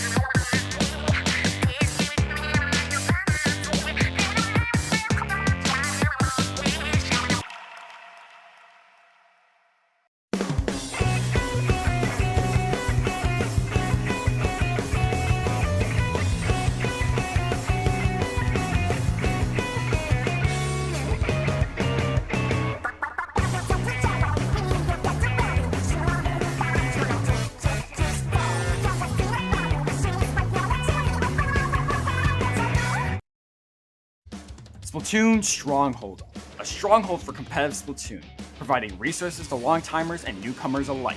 If you're new to the competitive scene or still figuring out how to join, we have a getting started guide and plenty of other resources to help you in your journey. If you are a seasoned veteran, we still have plenty to offer. You can find and join tournaments as well as participate in our Captain Forum and find free agents and teams. Our mission is to make competitive Splatoon easily accessible to everyone.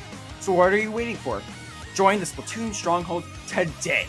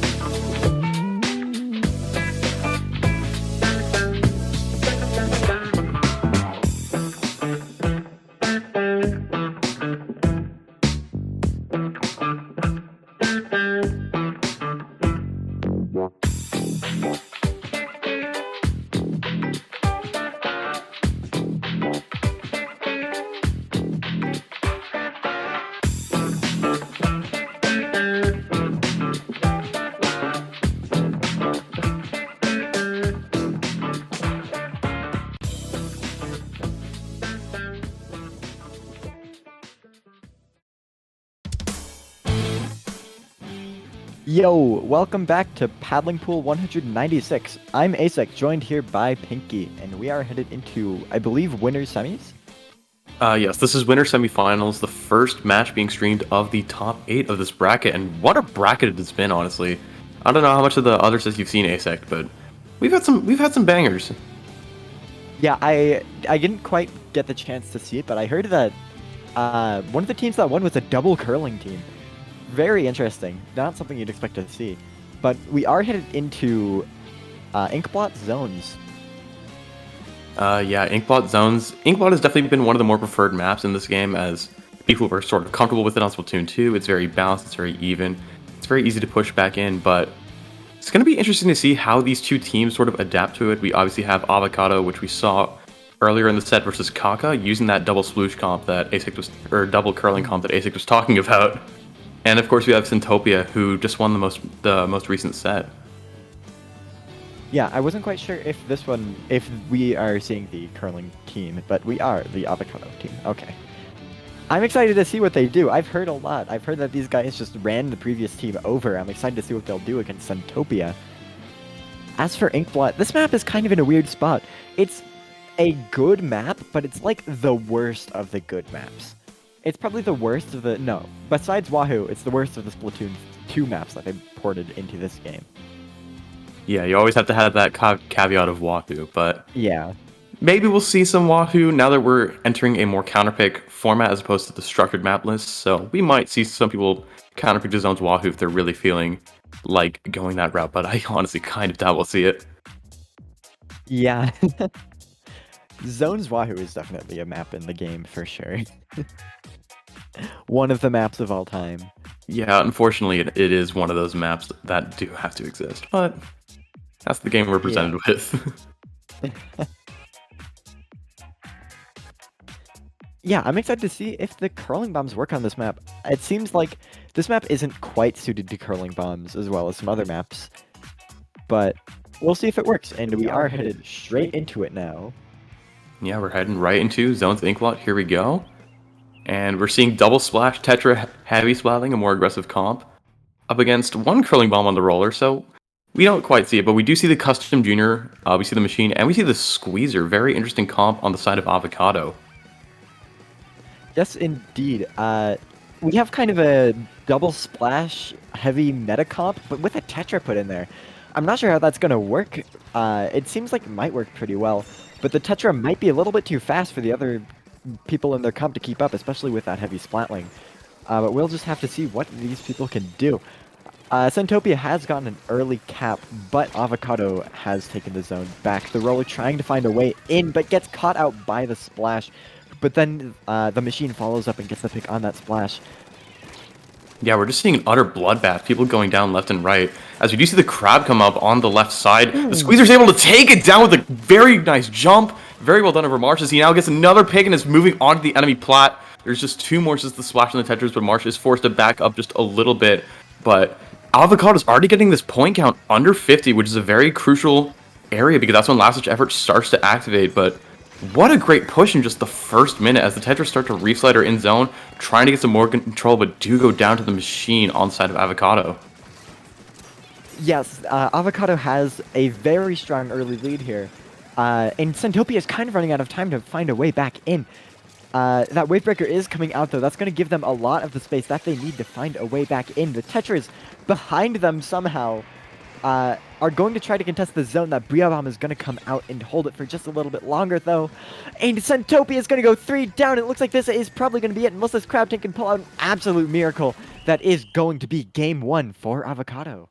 Yeah, what an incredibly played game 1 by Avocado.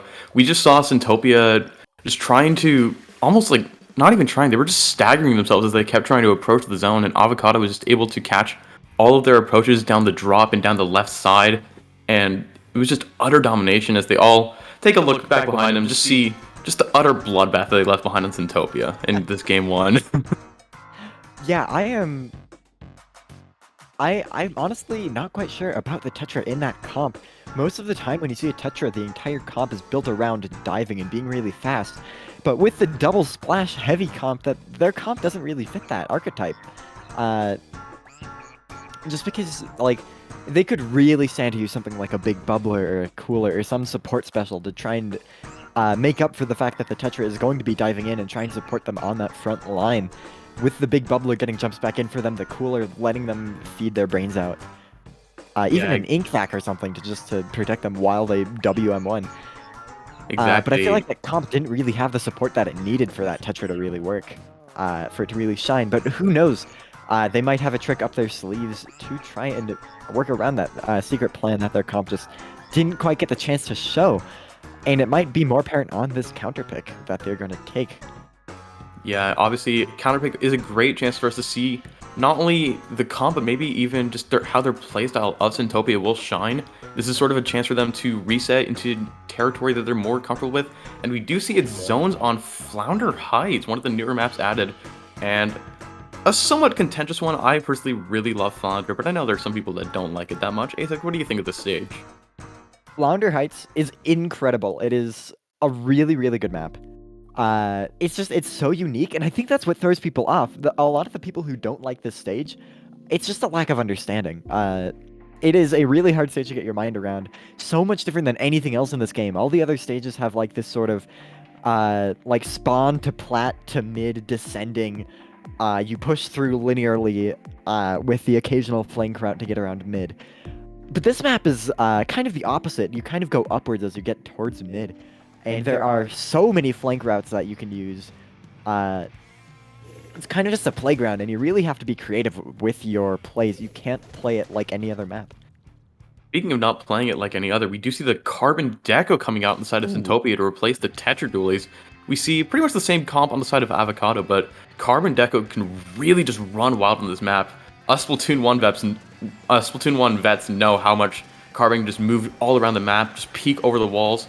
But it's being contested in the drop zone with the torpedoes from the Custom Junior, as Centopia is able to get their first cap, but Avocado is able to retake control of their zone very quickly. And we're entering a sort of a stalemate state right now. Yeah, something interesting about their comp is they have triple burst bomb. They're going to have so much chip damage to combo off of that Wavebreaker. But they have just gone 3 down, and the heavy opting to jump out is going to be an effective wipe for Centopia. That is not looking good for them. This map can be fairly tricky to push back in because the zone is on high ground. You really have to use those flanks to your advantage. Make the people holding mid's lives really uncomfortable by flanking them. And that crab tank is going to come out, try to pressure Avocado. The squeezer goes down. Wavebreaker is going to come out, forcing that crab into ball form from Centopia's side. Avocado has gone 2 down, so Centopia should be able to push back into the zone here. If they can manage to get these picked and get the control and not get picked off. The roller going down to that splash, but the splash is going to fall and leaving Avocado in control of the zone still. Yeah, Avocado's just been able to have such good defense I've noticed that they've just been really able to call out wherever everyone's coming from and just sort of collapse on them with 2 people at a time, which really makes it effective. And even now, Avocado is the man advantage. Just 3 people go down on the side of Centopia. It's just one of the splashes is stuck on low ground of the spawn, just trying to find a way to escape. And the entire team of Avocado collapses on them. The Wavebreaker is going to go down to control the court area, and now Avocado takes the score below the 20-point marker, and we could see another knockout here. I don't see how Centopia can get back in the zone. We do see the Carbon try to flank around by himself, using that Zuka to just try and get something, but we see the Squeezer coming over, trying to take care of him. 2 are down on the side of Centopia, but a few go down on the side of Avocado as well. This is going to be a scramble for the last points, but it does seem like Avocado is going to get this knockout and going to be able to go up 2-0 versus Centopia in winner's semis. Wow. That was another really fantastic game by Avocado. They just didn't let Centopia back into the zone. They got it once, and then it's just over for them. So you really gotta play around that. I don't think zones is a great counter pick here, because it seems that Avocado really likes zones. Just from their ability to be able to lock people out with their comp having such a long range, it can really wall people out, especially with that actual splash wall from the Squeezer and the pressure from the machine, which can come from weird angles. Their comp is definitely very defensive here, but it also isn't lacking aggression either. Yeah, exactly. They've just been able to get so much value out of the long-range picks from the Squeezer. Just the ability to get off angles with the machine, especially on a stage like Flanders, so predicated on verticality, which just only allows sloshers to shine further. And now this is match point for Avocado. They're up 2 versus Centopia, and Centopia needs to make a reverse 3-0 happen if they want to make their way into winners finals and keep their winners bracket life alive. What do you think could be sort of the play for their counter pick to make sure that happens, Asex? I'm not sure, because we haven't seen all the comps that Avocado has. We've just seen their zones come up. I do feel like, I'm not sure. If I were Centopia, I'd be thinking really hard here, because this team's comp seems fairly well-rounded and also fairly adaptable, like we've seen with their double curling comp for those like flatter maps. Oh, we're seeing another zones pick from Centopia. That is bold. Back to zones, and we're going back to another new map that was just released, Brinewater Springs. Obby does have that one flank on the left side of spawn, but aside from that, it's another rather linear map, and based on the previous 2 games, Avocado seems to really take advantage of that, especially since that street area can just be kind of walled out by the Squeezer and the machine working in tandem, as they have been. So it'll be interesting to see how Centopia will respond to that, and sort of flip that to their advantage.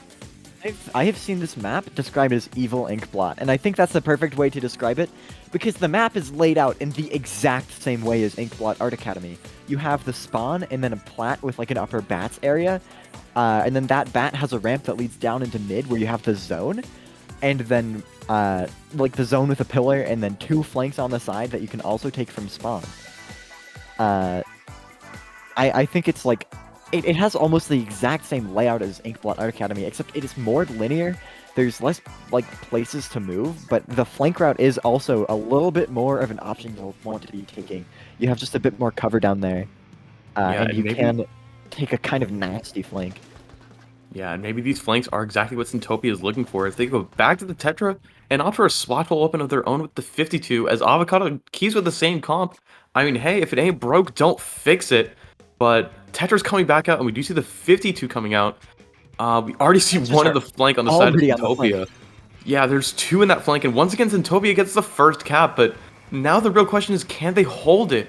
Because what's happened so often is Centopia overextends, gets picked off, and then Avocado is able to take control and use that for the rest of the game. But we see the roller go down on the side of Avocado. It's now a 3v3 as the roller comes back from spawn. Another goes down, though, and Avocado is going to be able to get control of the zone as the 52 jumps out. Are we going to see the same thing happen a third time? Centopia gets the zone for just a little bit, and then completely gets locked out. The Switchers are going in and trying to make some space from their team, but they are getting completely overwhelmed. But that is 3 people backing up to deal with them, so that does give Centopia just a little bit of space. And Avocado does go 3 down. This is not what we saw last time. This is Centopia's chance to find a way back in, forcing the last member of Avocado to jump out. This could be a very nice push in the making here, especially with that crab tank coming out. It's going to buy them a little bit more time, and it's probably just enough time for them to be able to get that lead. But in the meantime, Avocado has built up 2 specials, 3 specials. So they are going to be able to find their way back in with that Wave Breaker. And that Inkzuka trying to find control, but they have gone 1 down. This could be this could be a push from Centopia in the making here. As they drop below 30, they could be in danger of getting KO'd right now if they don't find a way to regroup very quickly. And it seems like that they have done just that. Yeah, capping the zone yet again.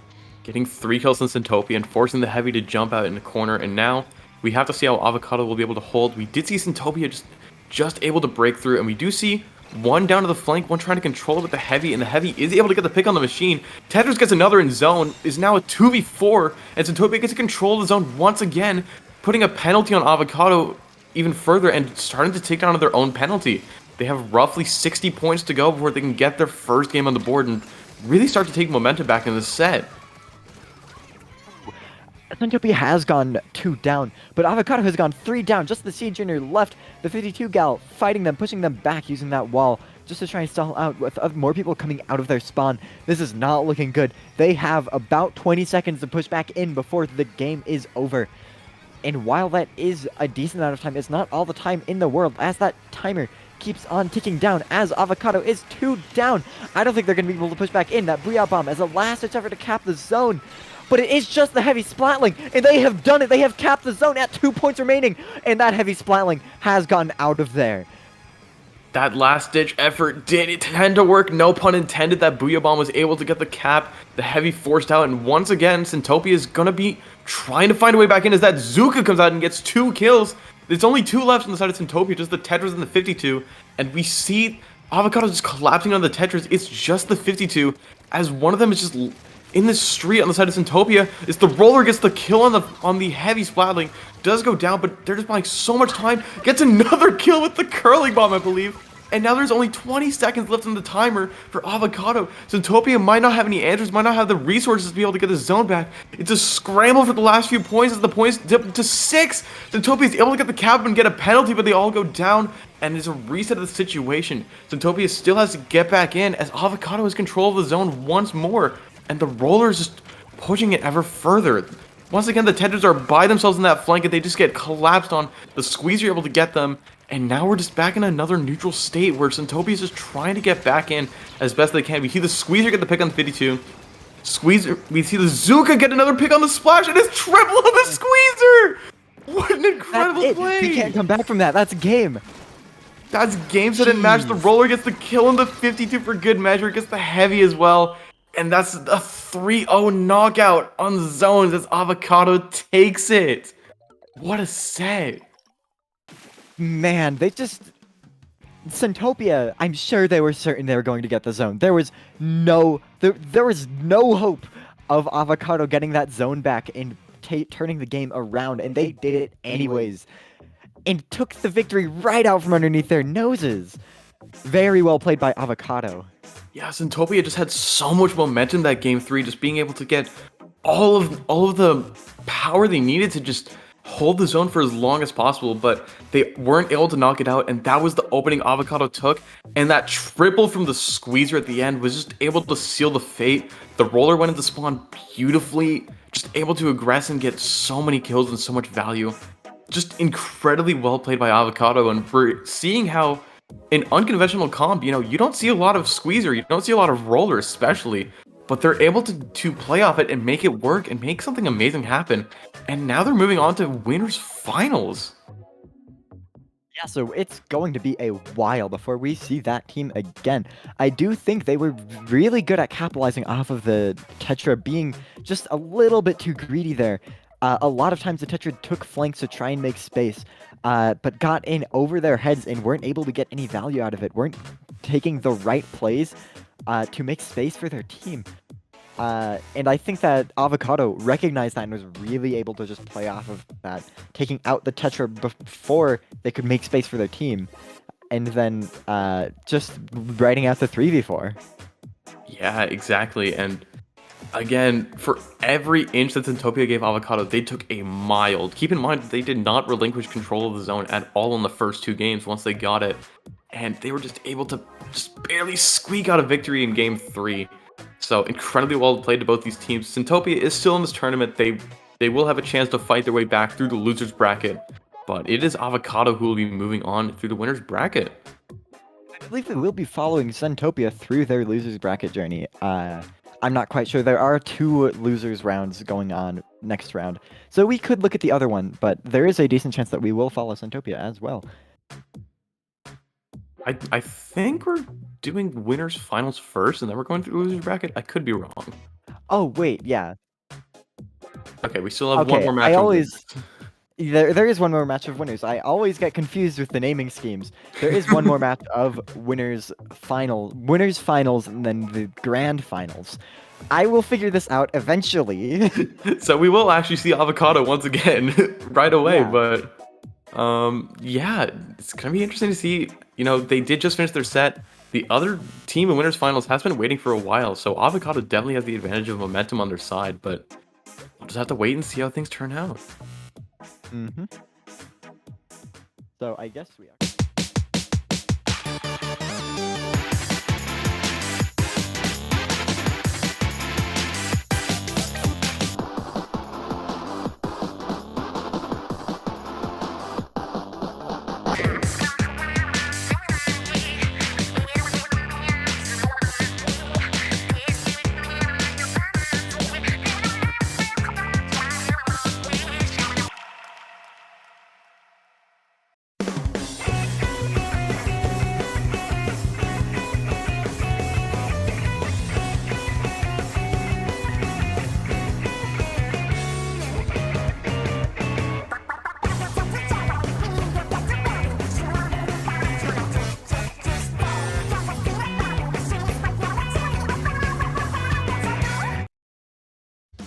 Splatoon Stronghold, a stronghold for competitive Splatoon, providing resources to long-timers and newcomers alike.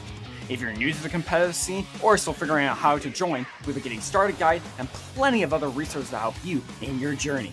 If you are a seasoned veteran, we still have plenty to offer. You can find and join tournaments as well as participate in our Captain Forum and find free agents and teams. Our mission is to make competitive Splatoon easily accessible to everyone. So what are you waiting for? Join the Splatoon Stronghold today!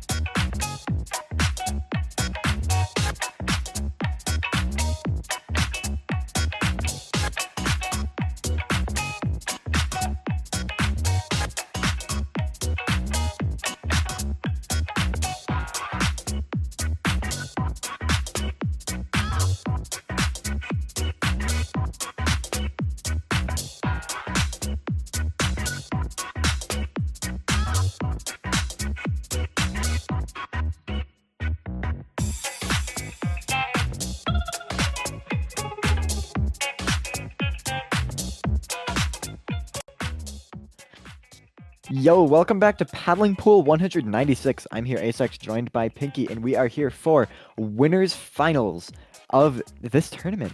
We're seeing Avocado versus Yessir. Avocado, we have seen running some very peculiar comps. Specifically, they've run double curling in one. But we've also seen Yessir in the past. I know I've commentated matches from them before, and they are also very strong. So we'll see how these two teams fight. And we are on Museum Zones. Pinky, what are your thoughts on this map? Personally, I love Museum. I think it's a great map. It's very big, it's very open, but a big failing of it is kind of that drop is once you drop in mid, you are kind of stuck there. It is a bit of a pit, but there's still many options to move around. So AoE is obviously a big boon to have on this map, but we'll see if any team chooses to adopt it as we go into game 1 of winners finals. And Yes, we see Avocado running the same comp we saw in the set before, and we see double machine, double splash. I was just talking about AoE, and yeah, Yessir has it. Oh boy, they do. We see the double crab, double machine comp that's been... I don't even know if I'd say it's popping up. It's just kind of, you throw the best weapons in the game at each other. And we see Yessir using that advantage to leverage the first control of the zone. And we see the machine and Avocado going on a bit of a battle on the left side, as two go down to the side of Yessir with that beautiful roller play. And we see Yessir kind of being forced into the corner, unable to really retreat, as I said earlier. That was a really nice pick from that roller there. Almost gets the double with that machine there, but not quite. And Avocado has control of the zone still, even though they're fighting the infamous double splash double machine meta comp. I honestly don't think the double splash double machine comp is as good as you'd think. Diversity is strength. When you only have two weapons, you really don't have a lot you can play off of. And while they are in control of the zone right now, it is fairly fragile. While their weapons are strong, they also don't have a lot of stuff. They only have two weapons in order to deal with any situation that happens. And so when you go up against a weird comp like this, even though your weapons are quote-unquote the best, it doesn't quite work out as you'd expect. So we'll have to see how this plays out. If Yessir can use this comp, play to the correct strengths of their weapons, and take the dub. But Avocado is kind of in a tricky situation right here. They only have about 20 seconds left on the clock to push back into the zone right now. Yeah, exactly. We'll have to see if they can do it. I don't... Ooh, they go 2 down. I don't think... Yessir just has control of the plat. Very, very good control of the plat here. Roller comes in, get the picks, but it's too late. And that is game 1 for Yessir. I'm eating my own words here just a little bit. Man, I spent so long talking about that the game just kind of ended. A little bit, but yeah, it's just important to note how on Museum, a map that is... Museum is a map that's very centralized around the plat. If you get a control on the enemy plat, you're kind of golden. Like, there's only so many ways the other team can get around, and while Yessir may not have many options, they do certainly have the best options, and they were able to use that advantage to win game 1. But now we see Avocado. We see the ball in their court as they're able to use a counterpick map that will take advantage of the idiosyncrasies of their comp. You know, take advantage of the long range of the squeezer that Yessir can't really approach, especially with those splashes with the burst bomb. So it's going to be interesting to see how, or what strategies Avocado deploys now that Yessir has kind of laid their cards out on the table. Honestly, from what I've seen from both of these comps, I would go with Hagglefish here. I think the map is very long. It has a lot of geometry for that roller to play around. Ooh, we're seeing Undertow Spillway Rainmaker. That is also a map with weird geometry to play around. I think the curling bombs are also going to be very useful on this map. Yeah, exactly. Undertow is kind of a strange map with this geometry in mid, but I feel like this is a map where it's kind of hard to set up with the crab properly, and we see Avocado doesn't really have a crab, and Yessir has 2 of them, so this could be a strategy that they're employing to sort of throw Yessir off their game a little bit. Maybe either force them into positions they're uncomfortable with, or force them into a comp that they're not as comfortable with. And I personally think that all of Avocado's weapons work really well on this map. The Wave Breaker from the Custom Junior gets a lot of value. The Roller can kind of just pop up out of anywhere and really use those ledges to its advantage to just jump out and just absolutely destroy someone with the flick. So we'll see how things go as we head into game 2 on Avocado's counter. Yes, sir, indeed. It's going to be really interesting to see how this plays out. This isn't a map you see every day. And with their comp, we'll have to see how this plays out. We have the double machine, double splash comp. The very meta comp from Yessir. Well, I wonder what their reasoning for choosing this is. Even though it is very meta, and the machine and splash are very good, I wonder what their game plan is here. I feel like the double machine is kind of meant to counter crab tanks, but when they come up empty-handed, no crab tanks in sight to counter, their comp doesn't work quite as well. It doesn't have the same impact that it usually does when you're fighting double, triple crab tank. Yeah, that is very true. But I guess speaking of crab tank, as mentioned, Yessir has 2 of them. And in response, Avocado brought 2 weapons with Big Bubbler. We see the Vanilla Junior switching out for the Custom Junior. And that's kind of interesting considering how Crab Tank is sort of seen as a counter for Big Bubbler.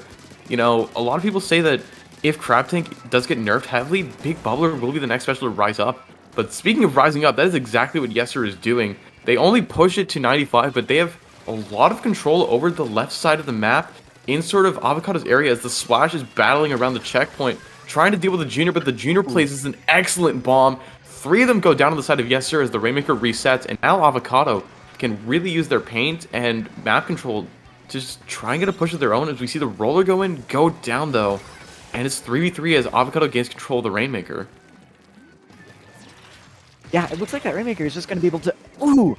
I shouldn't have opened my mouth there. The Rainmaker was so close to the checkpoint, but then got one shot by the Crab Tank. They must have been slightly weak for that 90 damage shot to take them out.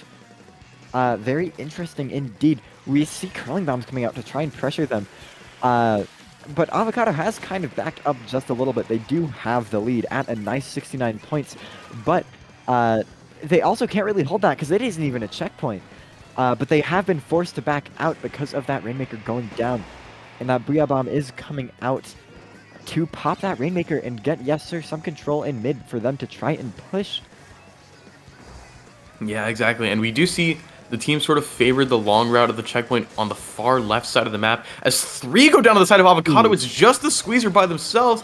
I don't know if they're going to be able to defend the checkpoint as Yessir is able to take the lead and the checkpoint with it. And the checkpoints on Rainmaker are crucial, but especially on a map like this, where the road to the first checkpoint is so long. And once you get there, you're kind of right in the enemy spawn. And we see Yessir taking the graded route. The roller's trying to contest them, but the Splash is able to take him down. 3 go down the side of Avocado. And Yessir gets it to 1 point, but they get the wipeout! They get the wipeout, they can pick it up! They can pick it up and just get the knockout right on Avocado's counter pick! They're not quite able to finish the push though! 2 go down to the side of Yessir, and Avocado's able to retake control, but they have to knock it out if they want to get this game. Beautiful push by Yessir, but not quite able to finish it. That was a really weird situation. You know when you get a wipeout as soon as you get to like lose the Rainmaker at 1 point, that's just going to be a bloodbath because the entire team is coming out of respawn and their #1 priority is kill you. Very, very interesting here. But we are seeing Avocado with the Rainmaker trying to find just a little bit of footing, a little advantage to try and capitalize off of. But they have just gone 1 down, but getting that pick is going to be able to turn that advantage around in the other direction.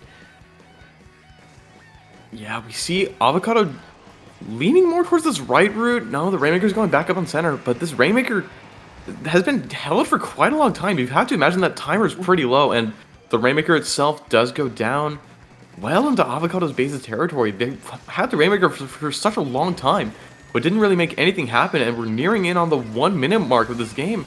And Avocado really hasn't been able to make anything happen. Yessir's push was so dominant that they were just able to hold out the clock for so long.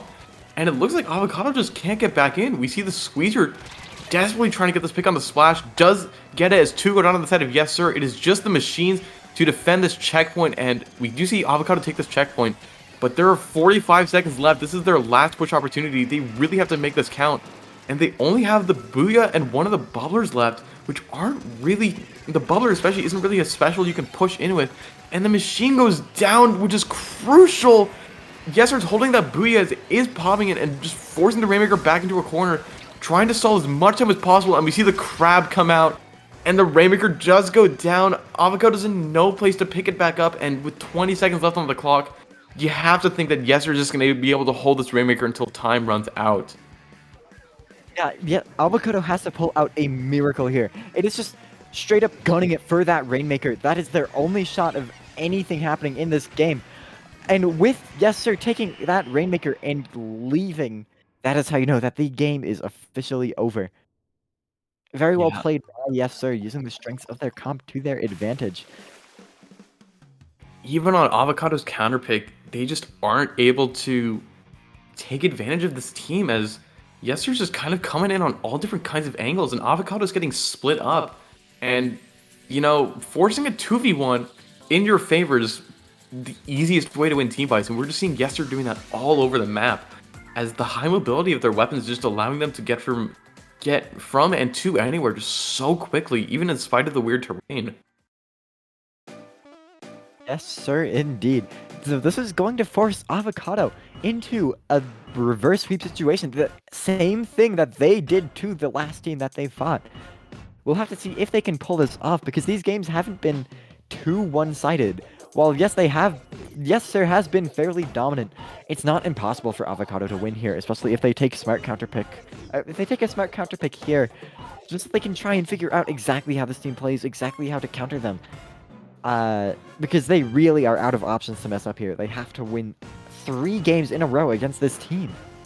Yeah, and it's against this team that is kind of just the picturesque embodiment of the meta, just how dominant Crab is, how good AoE is, how good Fizzy is. Yessir just kind of has, even with only 2 weapons on their team, they do kind of have it all, and Avocado's just trying to find some sort of answer. They're taking a moment to collect themselves and just really think about how they want to approach this game 3, as this is a do or die situation. Avocado needs this reverse 3-0 sweep in order to go into the winner's side of Grand Finals, which is a huge advantage in and of itself. Yeah, this is going to be really interesting to see what Avocado picks here, because they really don't have another chance to mess up. This counter pick has to work, and even then, they have to win 2 of Yessir's counter picks. So this is going to be a long shot, but it is by no means impossible for them. But I'm sure they are thinking very, very hard right now about what they're going to do. Yeah, we just see, oh, it sounds like they're in the midst of picking it. It's Clamlet's Mako Mart. Not what I would have expected, considering Avocado definitely has a more defensive comp compared to what Yessir has. I feel like Yessir's has been kind of running them over, and I don't know how Avocado's going to respond to this without a change in their own comp. Yeah, and this could very well just be a comfort pick for them, because both of their teams have machines, and that roller can do similar things to the machine. Anything that they pick that is going to be helpful for their comp is also going to be helpful for Yessir's comp. So we're going to have to see how this plays out, and I think they might have just chosen a map that they know how to play on, that they know they're comfortable with. Yeah, and we see them going back to their comfort comp, and both teams just repping the same comp. We are seeing the Custom Junior coming back, which means we do see the Wavebreaker in place of a second Big Bubbler.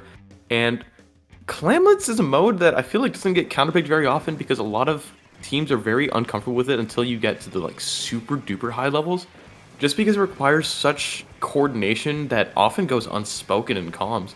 And we're seeing sort of a stalemate as both teams try to gather clams. The Squeezer does go down initially.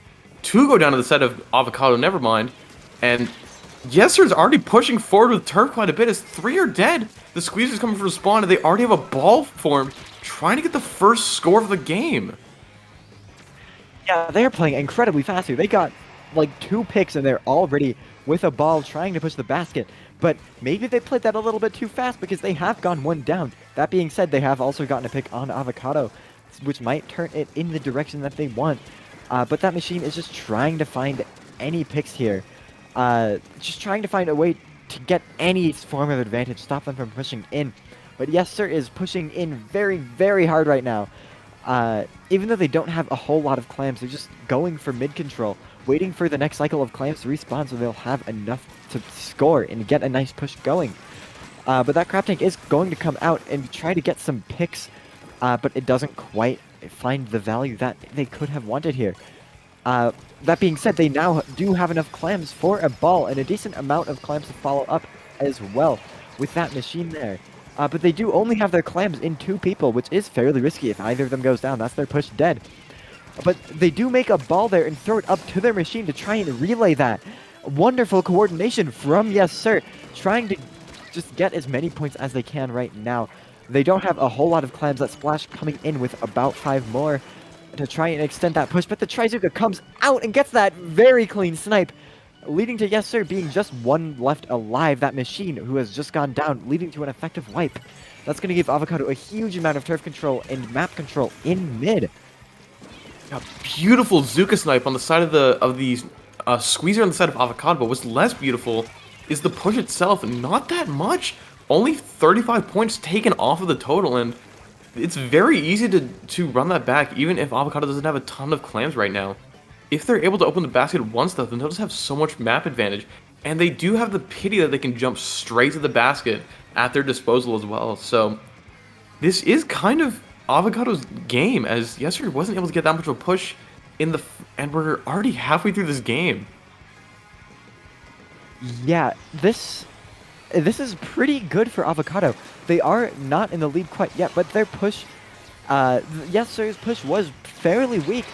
Like just 2 balls would be able to get that push and get the lead. So they really don't need a whole lot of clams. That big bubbler is coming out. They have to shred that. If they ignore that big bubbler, that is a free jump for that junior to get that ball in.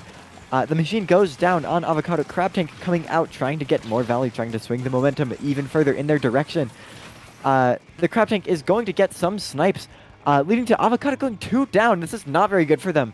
Less than 2 minutes on the clock, and they are in the disadvantage in the on the back foot as well, with Yessir having an albeit small lead.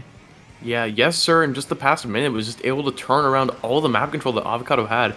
And even if they don't have as many points on the board, the turf on the map just lets them move so many places so quickly.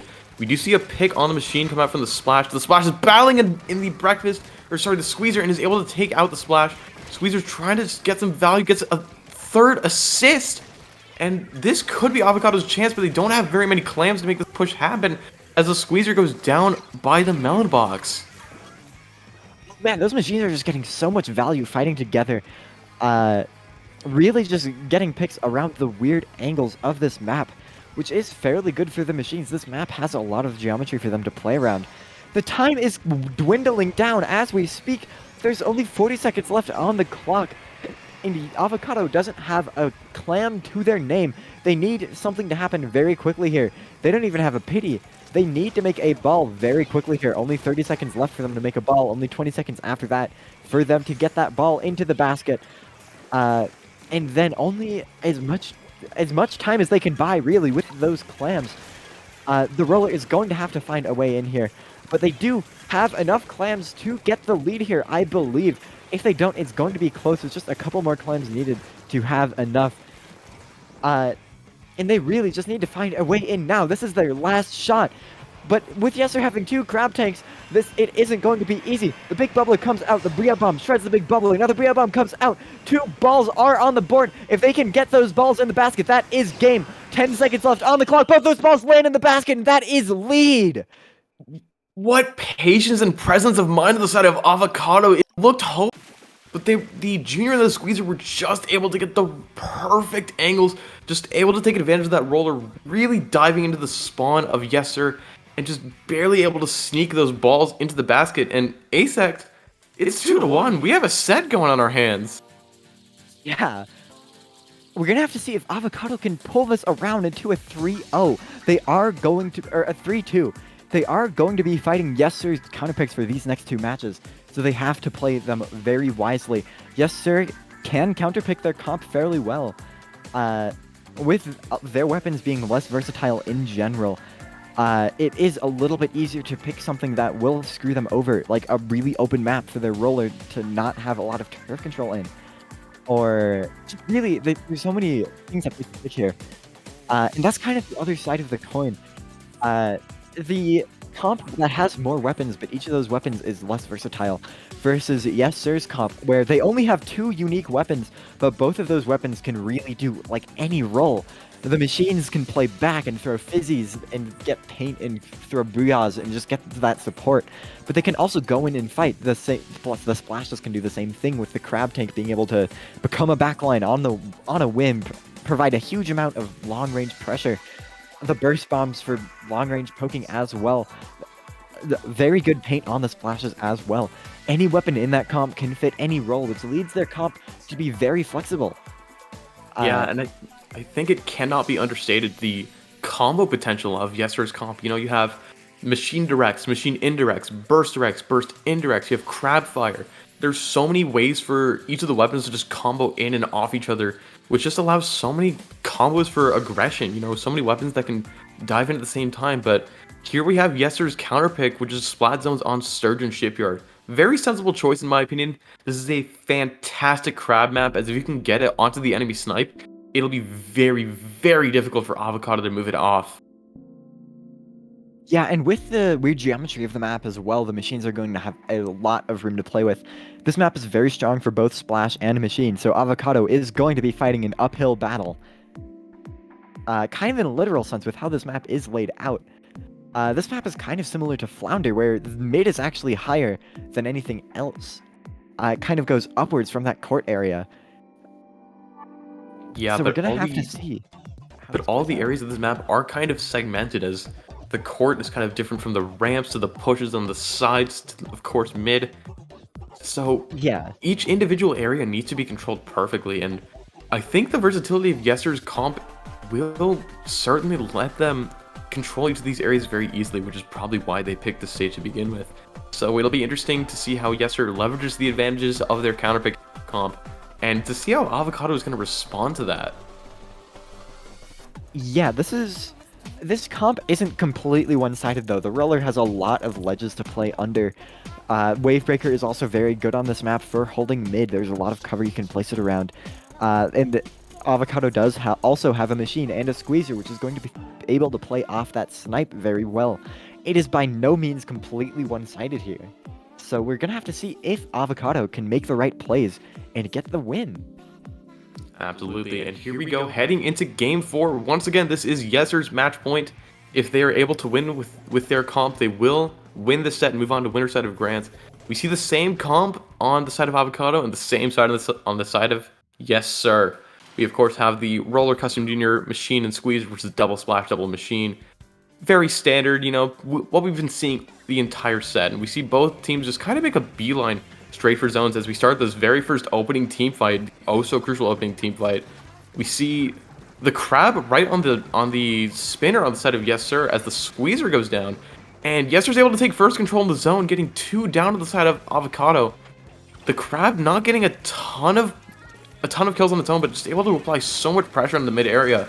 And we see Avocado already on the back foot as the junior can't really find solid footing to set up and throw torpedoes. Yeah, this is very well played by Yessir so far. That crab tank was devastating in that push, but that Zuka is going to come out and delete that crab tank. That squeezer does have object shredder, so I'm sure that is their plan for that Zuka. But that being said, Avocado has gone 2 down, 3 down. That Wavebreaker not going to be useful at all. But the roller is left in zone. That big bubbler is going to be able to get just enough control for their team to be able to get back in and turn this around. What a fantastic play. Yessir is now 2 down. Avocado has gone from being 3 down to on the advantage, being able to take as much control as they want, really. Devastating play against Yessir.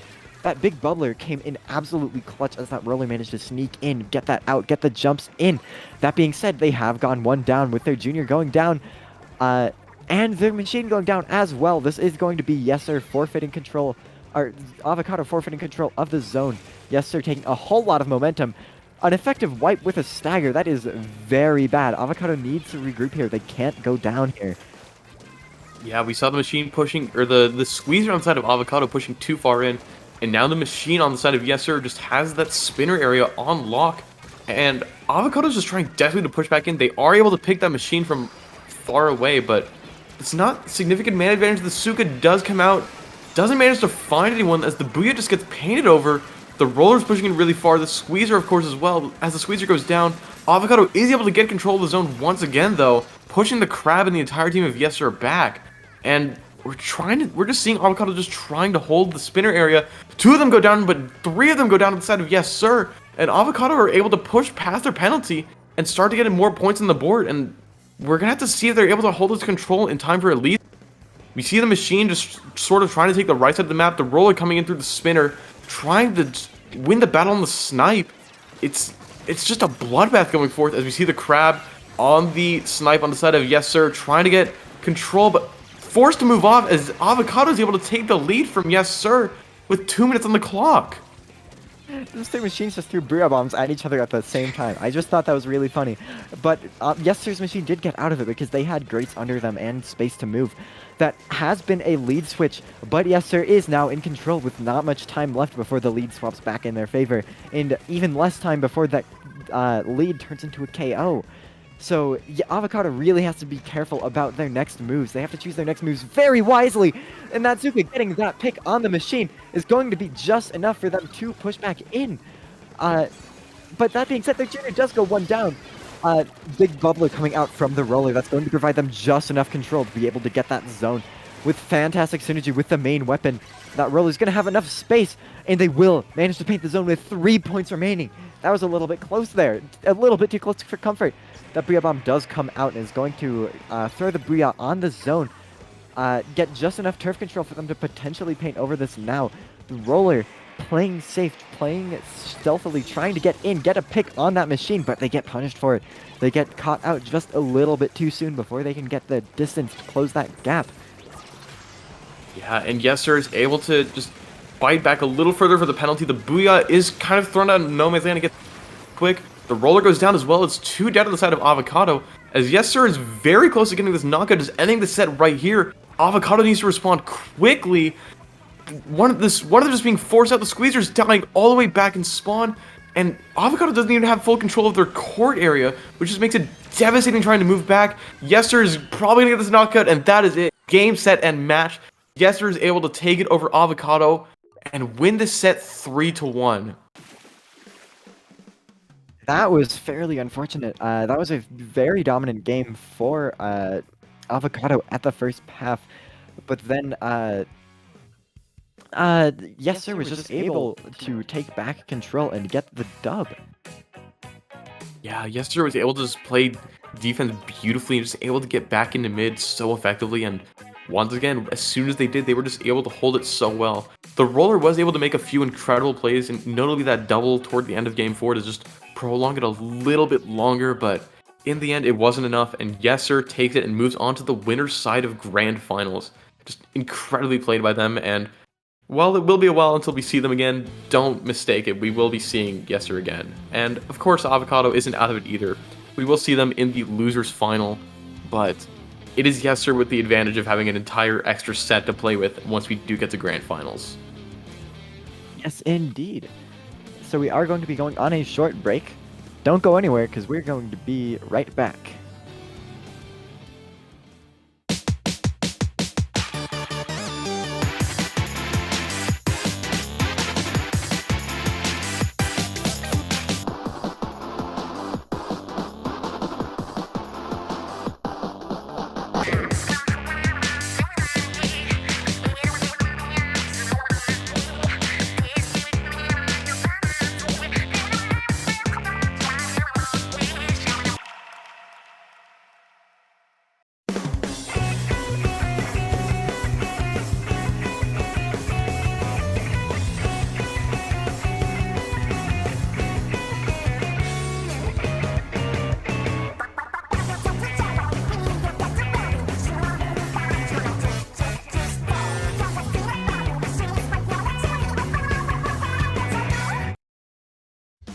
Splatoon Stronghold, a stronghold for competitive Splatoon, providing resources to long-timers and newcomers alike.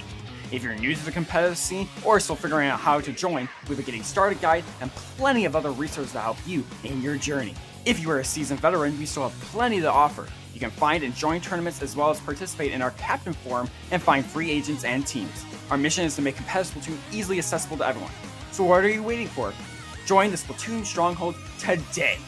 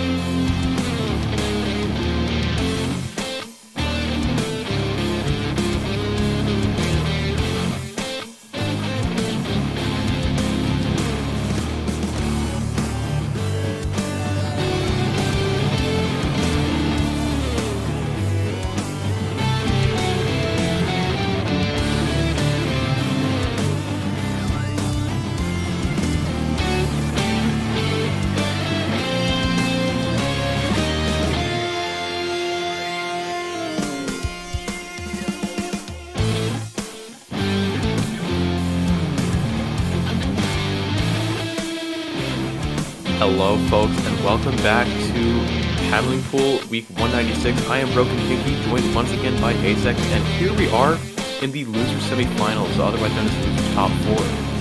How are you feeling about this, Asek? We're seeing some short maps here. I'm down for it though. We are in losers brackets. We are back to best of 3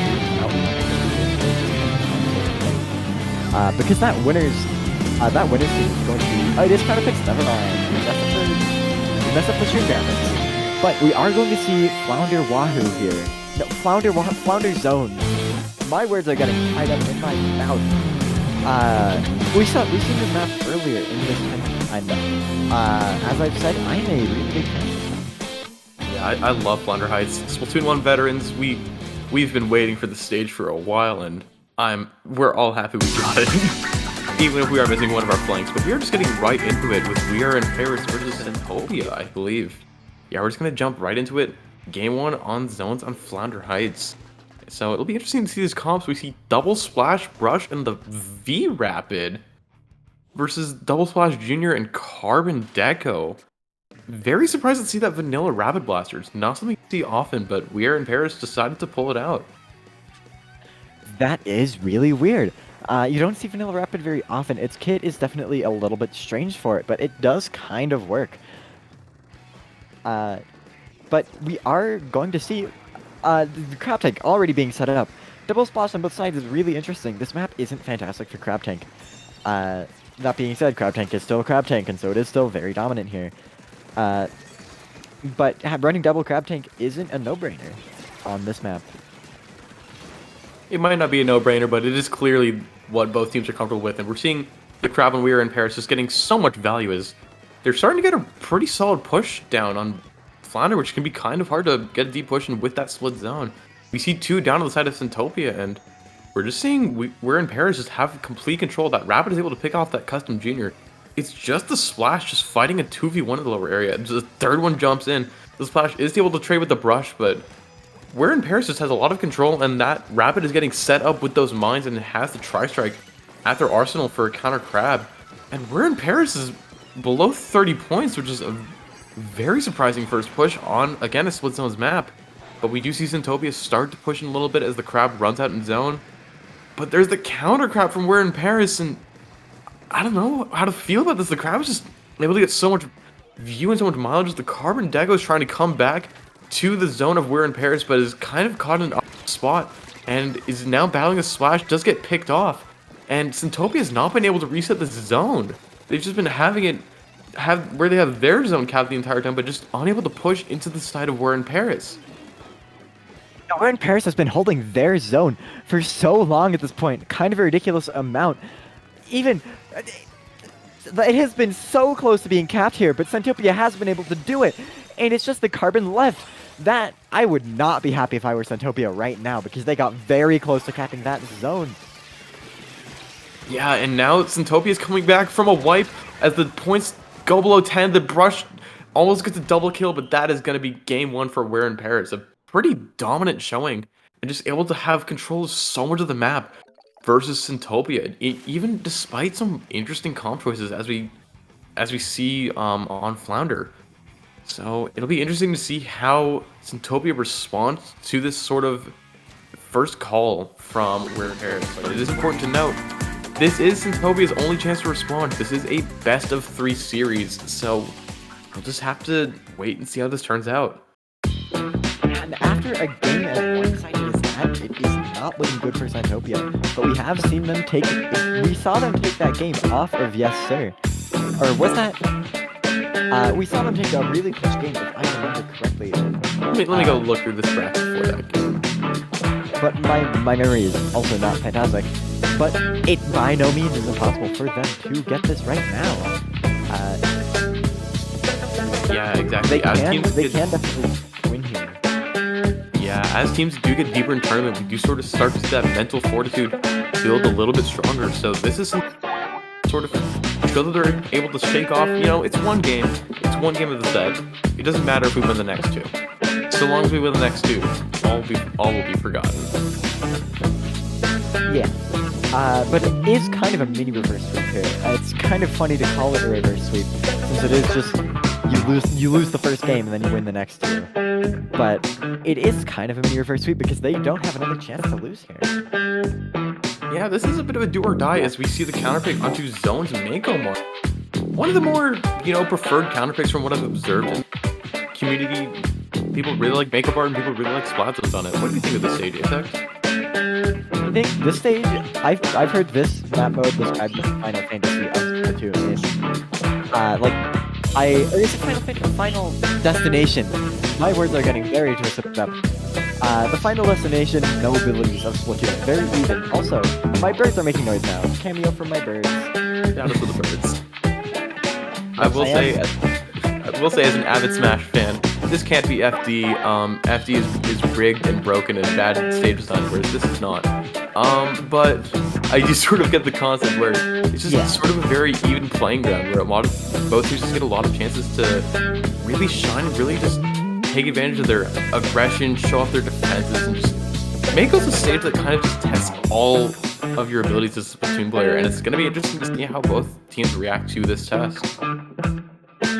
Yeah, Mako Zones is really even for both teams. Like, everything works here. This isn't a bad stage for pretty much any weapon in the game. And speaking of any weapon, we once again see the same comp on both teams. We see the vanilla rapid, and we see the carbon deco again, sort of off meta picks, but we saw We're in Paris make it work. We'll see if they can make it work again as both teams sort of make a beeline for the zone. Centopia's a little more spread out, whereas We're in Paris opts to stick together and paint a clean, consistent route into mid. As We're in Paris is the one to get the first pick. The crab on the side of Centopia is able to get one, gets two, gets both the splashes, which are very important picks because without those splashes, it's going to be a long time for We're in Paris to build up a crab. And in that time, Centopia is able to take the control of the zone and start taking their timer down just little by little. Yeah, but with their specials coming out, they are able to stall out the zone for just a little bit longer. That crab tank is going to come out and kind of make that Rapid's life a pain. But they are managing to hide out from that crab tank. They do back up, but they get taken out by what looks like a torpedo. And Centopia is in control of the zone, finally. This is pretty much where they want to be. But that being said, as soon as that lead flips, Centopia loses the zone, and We Are in Paris manages to push back in. But then as soon as I say that as well, it's just the splash left on We Are Paris, and they have gone down yet again. Centopia is now in control of the zone, and We Are in Paris is on the down foot. We're going to have to see how they deal with this, and if they can push back in here.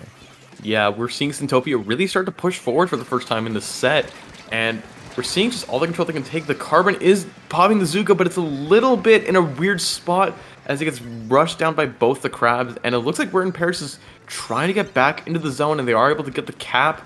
A crab comes out on the side of Centopia on that stack area as the Carbon is behind it, and it's just a battle for the zone right here. Neither team really wants to give any advantage to the other. We do see a pick on the side of We're in Paris as Centopia goes down, but it's a 3 versus 3. This is about as even as it gets, and Centopia is still trying to push back into zone.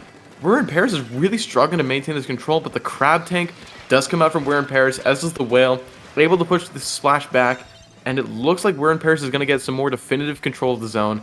And right as I say that, 2 go down on the side of Centopia. So now it's sort of the game of We're in Paris to really hold this zone for as long as possible and keep Centopia staggered. We see the brush going around for the flank and Spawn getting called out by the splash, unable to get it. Gets a little damage to the other splash, but it gets cornered. And now Centopia is going to try and take that advantage and push back into zone before this set ends, before we all know it. Yeah, they have only about 10 seconds left to push back into the zone here. And they are 2 down. They have to make a miracle happen here. The crab tank gets a pick. 5 points left on the zone. And they don't quite get it. And that is game 2 for We Are in Paris. And that is the set for them as well. Yeah, that's the set for We're in Paris. And while game 2 was certainly closer than the beatdown that was game 1, we just saw We're in Paris get control at that one crucial moment. And Centopia just wasn't quite able to push back in, but a great showing from Centopia, even if we didn't get to see it on stream. Getting 4th place in this tournament is definitely respectable, but unfortunately, Centopia is out, and We Are in Paris are going to be moving on toward the losers finals. indeed. And the winner of this gets to challenge Yessir in a bracket reset. So it's going to be really interesting to see if this team can make it work. Whoever wins the next one. It looks like we are going to be seeing We Are in Paris versus Avocado next. We have seen Avocado go up against Yessir before, and they couldn't quite manage it. So if We Are in Paris does beat Avocado, they may have a chance of contesting Yessir in the final bracket. Yeah, and it is worth knowing that We're in Paris is the second seed in this tournament.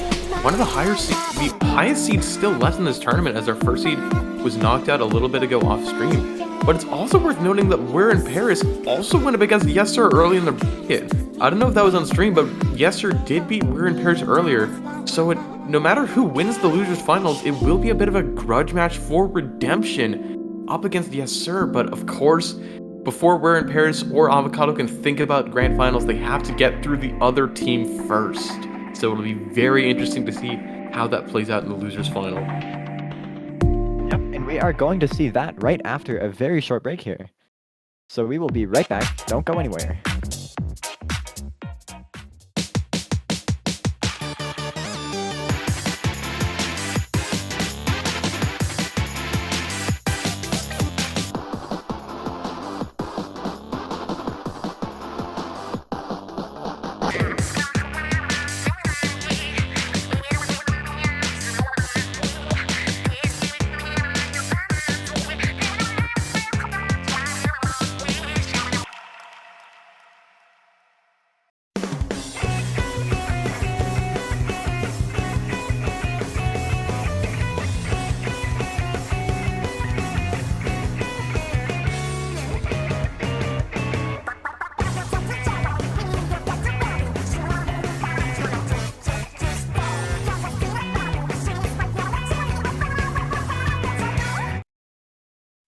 Splatoon Stronghold, a stronghold for competitive Splatoon, providing resources to long-timers and newcomers alike.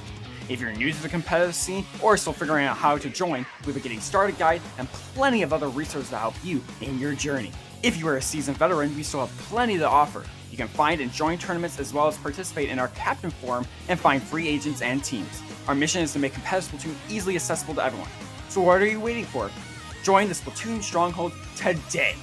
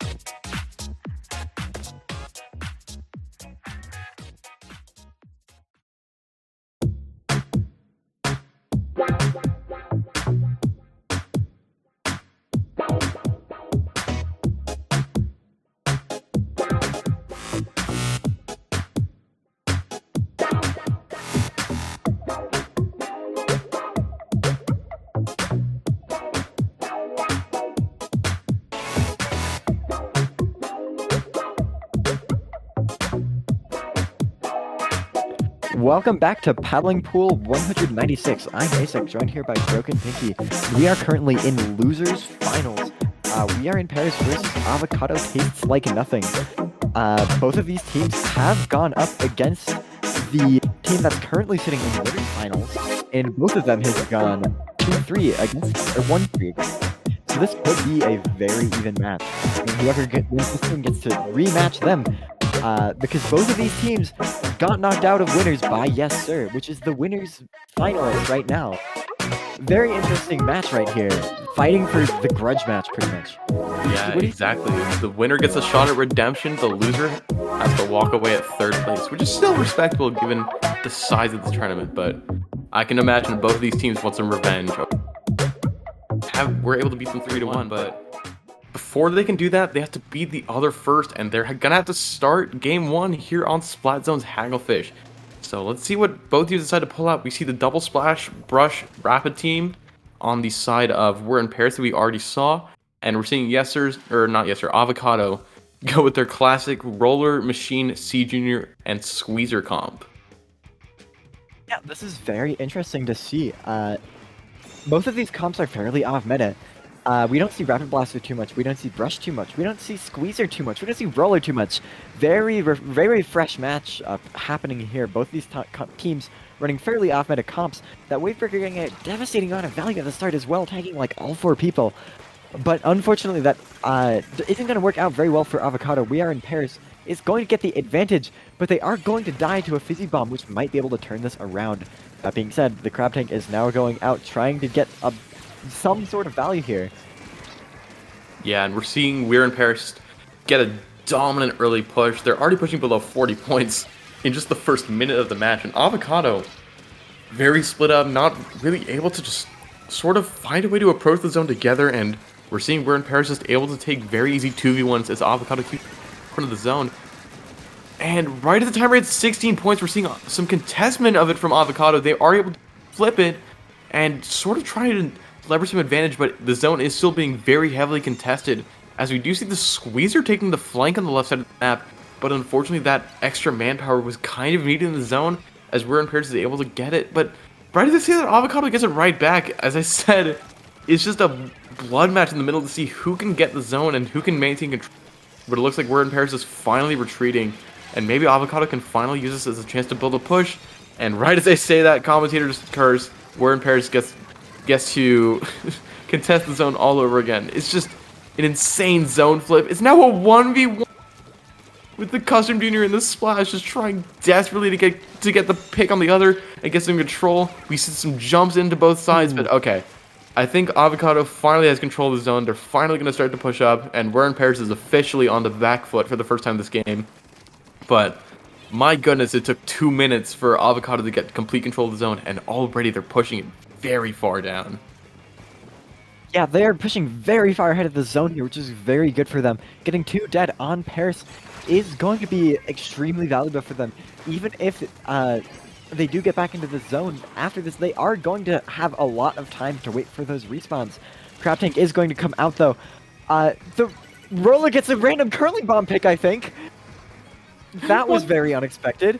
Random cross-map pick. Avocado is in control of the zone. Only about 5 more seconds until they have the lead here. And that is going to be very good for them, but the zone is contested here. But that does look like Avocado is going to be able to cap the zone here. Potentially going to be able to go for the KO. We Are in Paris as in a disadvantaged situation. That being said, the Squeezer goes down. The zone is neutral, and it has flipped in We Are Paris' favor, buying them just a little bit of time. It is still neutral. They don't quite have an advantage yet. But that Crab Tank is going to come out to try and find some value here. Yeah, We're in Paris just got so clutch in that defense, and they're finally able to pick through their penalty of their own. But as ASEC predicted, this is a very back and forth match. As the Roller gets behind the entirety of We're in Paris, gets the pick on the Rapid before going down themselves, and now it's a 2v3. We're in Paris is on the deficit of team players, but they're just able to get so much pressure onto the court of Avocado that they're able to push them back even with the man down. We see the Zuka from the Squeezer, the sort of wonder Zuka that's been getting so many clutch picks but unable to find any. And We're in Paris is almost through their penalty, and as soon as there's going to be about 7 or so seconds until We're in Paris is going to get the lead flip, but Avocado is able to get that clutch defense with the big bubbler in mid. The Roller gets the clutch flick on the splash and the wipeout. We're in Paris is all coming to respond, and Avocado once again trying to push forward as we're entering the last minute of this match. Yeah, this has been a very back and forth game here, but We Are in Paris is not in a very good spot right now. They have that Crab Tank coming out, trying to find some value, trying to get some picks. They need to find a way back in. Both of the Crab Tanks coming out are going to be very good for them. But that Roller with the Shark there might be able to find some devastating picks but we're just gonna have to see if they get found out. No, the roller, it looks like the roller has gotten a pick on the splash, and they're still down there jumping out. Very well played from that roller. Getting that pick, getting that momentum is going to be really, really good for them here. Yeah, we're just seeing Nanko getting so much pressure and so much power from this roller, and we're seeing them just playing under this ledge. They have the big bubbler and sort of keep themselves alive. They do deploy, but a little too late as there's 10 seconds left on the timer, and the zone cabin has even less time on it.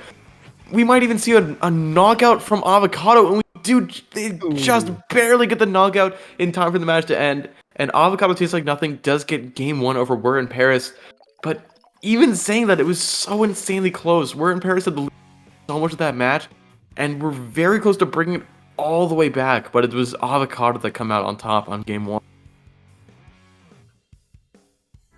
Yes, that was very, very well played by both teams there. Very back and forth game, very low scores at the very end. We are they were so close to being able to get back in there. The zones, they just managed to KO right before they could have it. They just need to buy a little bit more time there. But very well played on both teams. I'm really interested to see what We Are in Paris counterpicks against this. Yeah, and I think it's safe to say that we could be having a very, very dynamic and back and forth set ahead of us.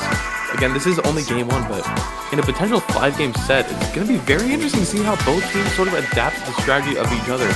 Obviously, Avocado was able to come out on top for the first game, but now We're in Paris has sort of the ball in their court. They're able to pick the stage that suits them best and suits their comp best, able to take advantage of having that rapid and that rush, just able to take control of a lot of parts of the map without necessarily needing to put themselves at a ton of risk, especially since the brush typically is going to be running quick.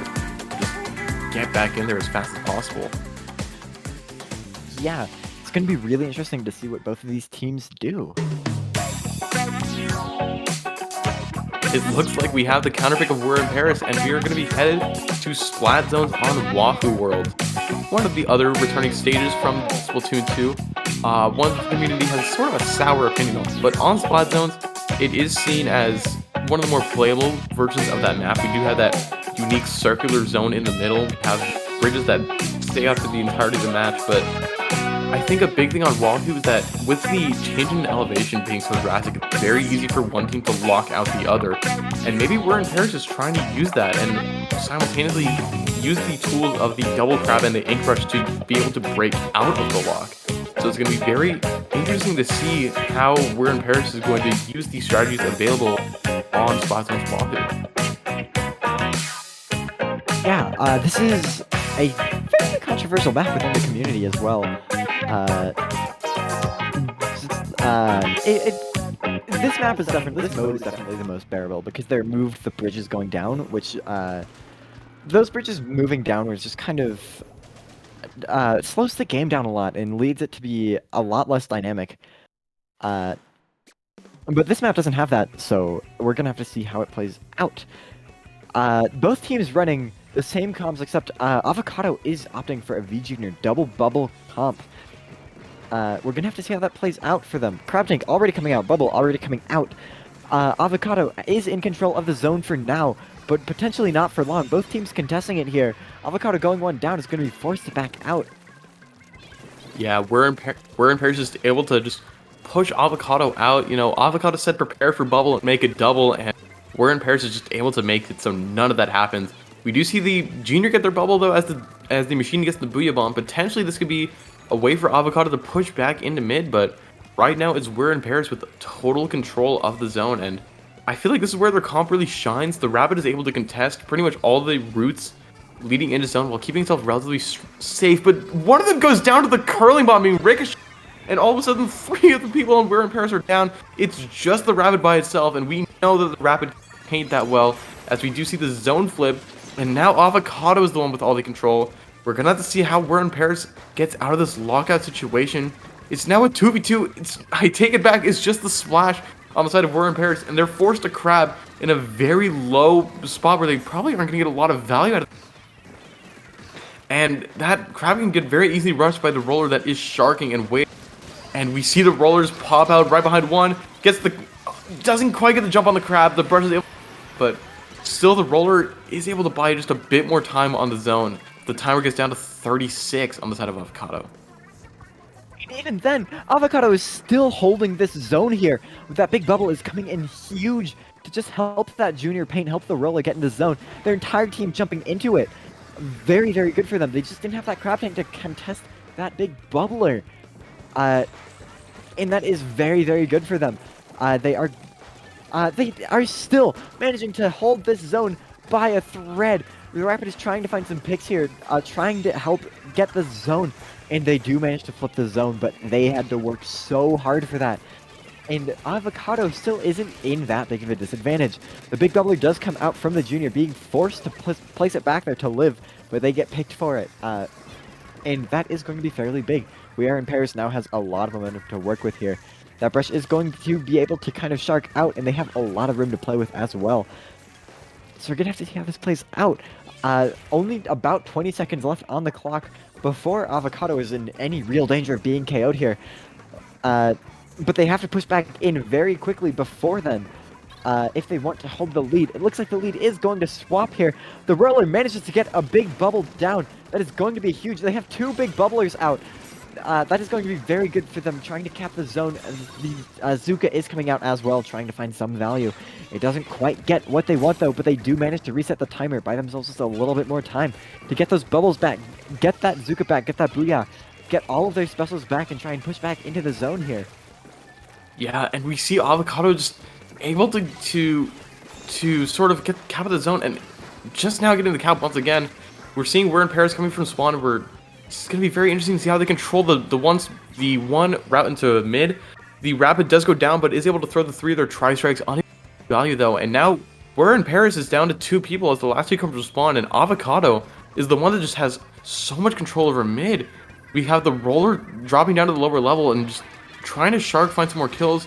We see the junior just staying back, trying to paint the zone. Does get contested a bit by the whale, and actually goes down to the whale. And We're in Paris is able to get the zone cap once again. We're just seeing the caps trade back and forth so often, and as soon as they say that, Avocado gets the cap themselves. The Squeezer gets a nice double kill on the splash, trying to rush it. Does go down, but that was a beautiful play on the Squeezer, just able to 1v1 a splash right in its face. What a beautiful play, and now Avocado is almost done with their penalty, and as soon as they are, they're in real danger of getting this knockout and getting this lead back, more importantly. Yeah, they are playing fairly far back, not pushing too far ahead of the zone here. But they are going to be able to potentially get the cap here. It's really close. It's stuck at 10 here. They just need 2 more points in order to get the lead. But it isn't quite going to happen. That is devastating for them. We're in Paris just able to get enough pay right before the clutch play from We're in Paris, and all of a sudden there's 15 seconds left on this timer, and they put the bubble down, which gets them a route back into zone, but now they have to chew through their whole penalty and get 2 more points, and they have overtime to deal with. If We're in Paris gets a single cap, this is over. This is going to be Avocado trying to hold and make sure that We're in Paris doesn't get there. The junior is getting control of that bridge area as 2 side of. We see the crab. They're so close on the side of We're in Paris. They have to push it a little bit faster, but Avocado's going to be able to. The wipeout happened. What a clutch play from Avocado. Just barely able to get it in overtime. That was incredible. Extremely close game. But it just managed to get clutched out there. That was very nice. The 9 to 10 was devastating for Avocado, but then they managed to turn it back around. That was really, really, really well played by both teams there yet again. Similar thing to what we saw last time with the game just barely capping. Yeah, and very, very good. I just want to point out the mental of Avocado to say we didn't get that cap. We didn't get the lead like we wanted to. That doesn't matter. There's still time left on the clock. There's still more chances to get the lead. And that they did. They're up 2-0 on this loser's final set. And while it is best of 5, this is do or die for We're in Paris, as we've seen and as we've said so many times. Avocado's up 2-0. If they win one more game, then they move on to grand finals. And we're in Paris now has to make the reverse 3-0 happen, not only on their own counter picks, but 2 of Avocado's own counter picks. And that is just an immensely hard hill to climb. Yeah, but that being said, this has been very even between both of these teams. So it definitely isn't out of the question to reverse sweep there. It's just anything could happen here. These teams are so evenly matched. We've seen these matches just happen, and they've been so close both times. I'm really excited to see if we are in Paris can flush this out. They have to choose their next counter pick very carefully here. And even then, they have to win 2 of Avocado's counter picks. We're seeing another 2-0 situation. We've seen this many times on stream. We haven't seen any team reverse sweep it just quite yet, but we are in Paris. If any team could pull out a reverse sweep right now, we are in Paris. These games have been so tight, so close, literal seconds between winning and losing. Yeah, these teams are just so evenly matched, and even if we're in Paris isn't on the board, they're still a force to reckon with. Avocado cannot take them lightly whatsoever. But that being said, we're in Paris is the one that doesn't have a game win. They're really gonna have to fight through and not get discouraged by these close games and just really have a mental reset and go back into game 3, 4, and 5 headstrong and just try their best to make this reverse sweep happen. And we can see they're taking their time to pick their counter pick. They really want to be methodical with it. Get a map that they believe that will work for them better than it will for Avocado and that they feel most comfortable playing on. We saw that Wahoo didn't work, but now we're in Paris has the chance to run it back on zones once again, this time on Flounder Heights. Yeah, we've seen this team play Zone Splatter before, and they absolutely dominated. So this is definitely a comfort pick for them. This is a map that they are very, very tuned to be, to just perform very well on. And they have in the past, so if they can win on any map, it's probably this one. Yeah, Flounder just gives so many options and so many chances to just stop a lead flip from happening, which we've been seeing a lot of these lead flips in these zones, so a map like Flounder is a great way to just sort of put a pause on it and just get a true neutral. We do see the machine come out on the side of We're in Paris. I believe this is the first we bring out a machine all set, if not all tournament. And we are seeing Avocado going with their same comp. If it isn't broke, do not fix it. And we're just seeing both teams just try and get some steady advantage and try to get that leg up in this crucial game 3 of the set. But the brush gets picked out, found by the roller very, very early on. Their shark was not successful there. And another one jumping out from We Are Paris is going to be fairly bad for them. That crab tank is coming out, but I don't know if it's in time. And I don't know if it's going to be able to hold the zone. That being said, Avocado has just gone 2 down, and We Are Paris is in a very good advantage right now. Yeah, we do see the Squeezer getting one, popping the Zuka, unable to get that much value out of it, but right as Avocado goes 2 down, We're in Paris also goes 2 down, and the Squeezer there, making sure to have somebody control the zone. Beautiful 3 shots right as the and gets another kill. Beautiful presence of mind by Marshawn. The Squeezer just able to get so much value, and that was a beautiful play on the side of Avocado, getting the zone right back. And we're once again seeing this Squeezer being set up to pressure people so effectively from so far away. And now Avocado, even with a minute gone and not that many points being on the board, this is Avocado's chance to really pull ahead with their lead as 3 go down on the side of We're in Paris. Is taking total control of the spawn area of Paris. Yeah, this is very, very good for Avocado here, especially seeing how they are 2-0 right now. This is the exact situation they want to be in. We Are in Paris is not going to give up that easily. They have just gotten a pick on that roller with a bomb. The brush picking out where the roller was, seeing that the roller was trying to get a pick on them and turning that around. We Are in Paris has gone 2 down yet again, and Avocado is in the lead still. They need to get some control here. They only have about 10 seconds left on the clock to find control in here, but they have managed to get the cap of 1 zone. And Avocado being 2 dead, this could be the perfect chance for them to get control of the 2nd zone here. The machine going down, Squeezer going down. Killer Whale coming out from the brush, going to get a double there.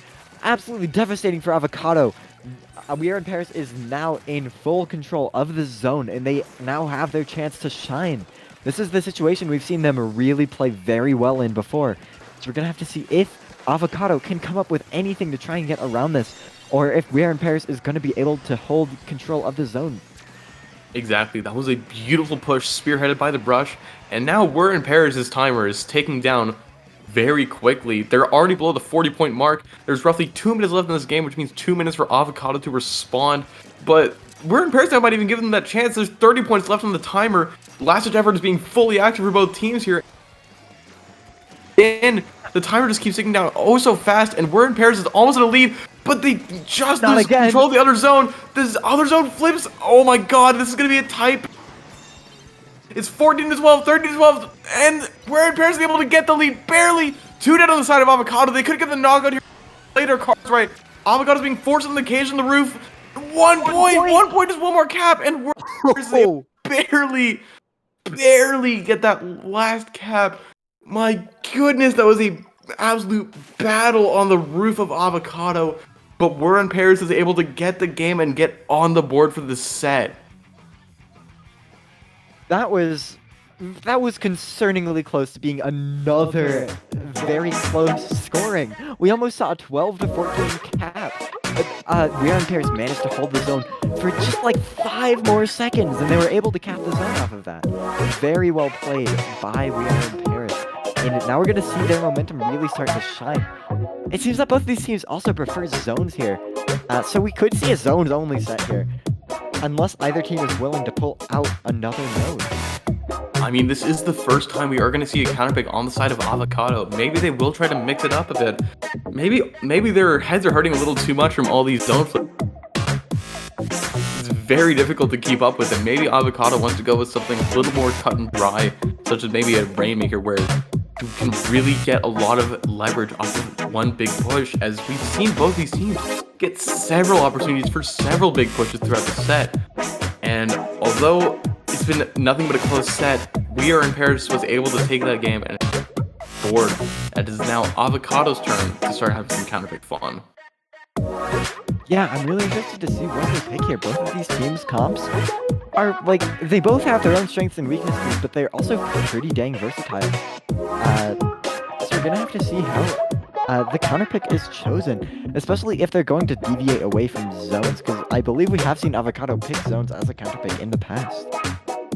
Yeah, but we will have to see what the counterpick is. I believe it will be revealed to us shortly, but these teams are just so evenly matched, and it is tower control. We are leaning off of zone.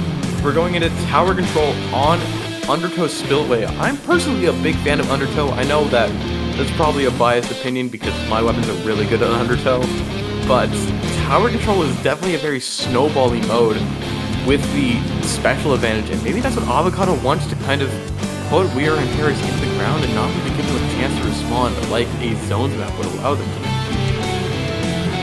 Yeah, I do think this could be a misstep though, because We Are in Paris does have a Rapid Blaster, which this is a very, very good map for Rapid Blaster. So much geometry for you to play around, and your AoE is just devastating here. So this might have been a misstep. We're gonna have to see how Avocado plays this, because this seems to me like it would be We Are in Paris' counterpick, because that Rapid Blaster can get set up really easily here. Yeah, both teams have a lot of options on this map though, as the Squeezer can use the Splash Wall, the Waffle, an entire push option on this map. We have the Wavebreaker being very strong, especially does the side use this mental power up. Obviously a lot of ledges for the roller to use. So while this is a great counterpick for We Are in Paris, it's also a great map for Avocado. So it'll be interesting to see which team can sort of leverage the absurd advantages their weapon other. And right as I say that, we are heading straight into Game 4 of the set. Once again, tower control on Undertow. And we'll just have to see what happens. Are we going to see any comp changes on either team? We see We Are in Paris stick with that machine that worked for them the last game. Seeing the vanilla on the side of Avocado. Again, Bubbler is really good in this game. Really good on the tower, especially as We Are in Paris now has one less crab to shred it with.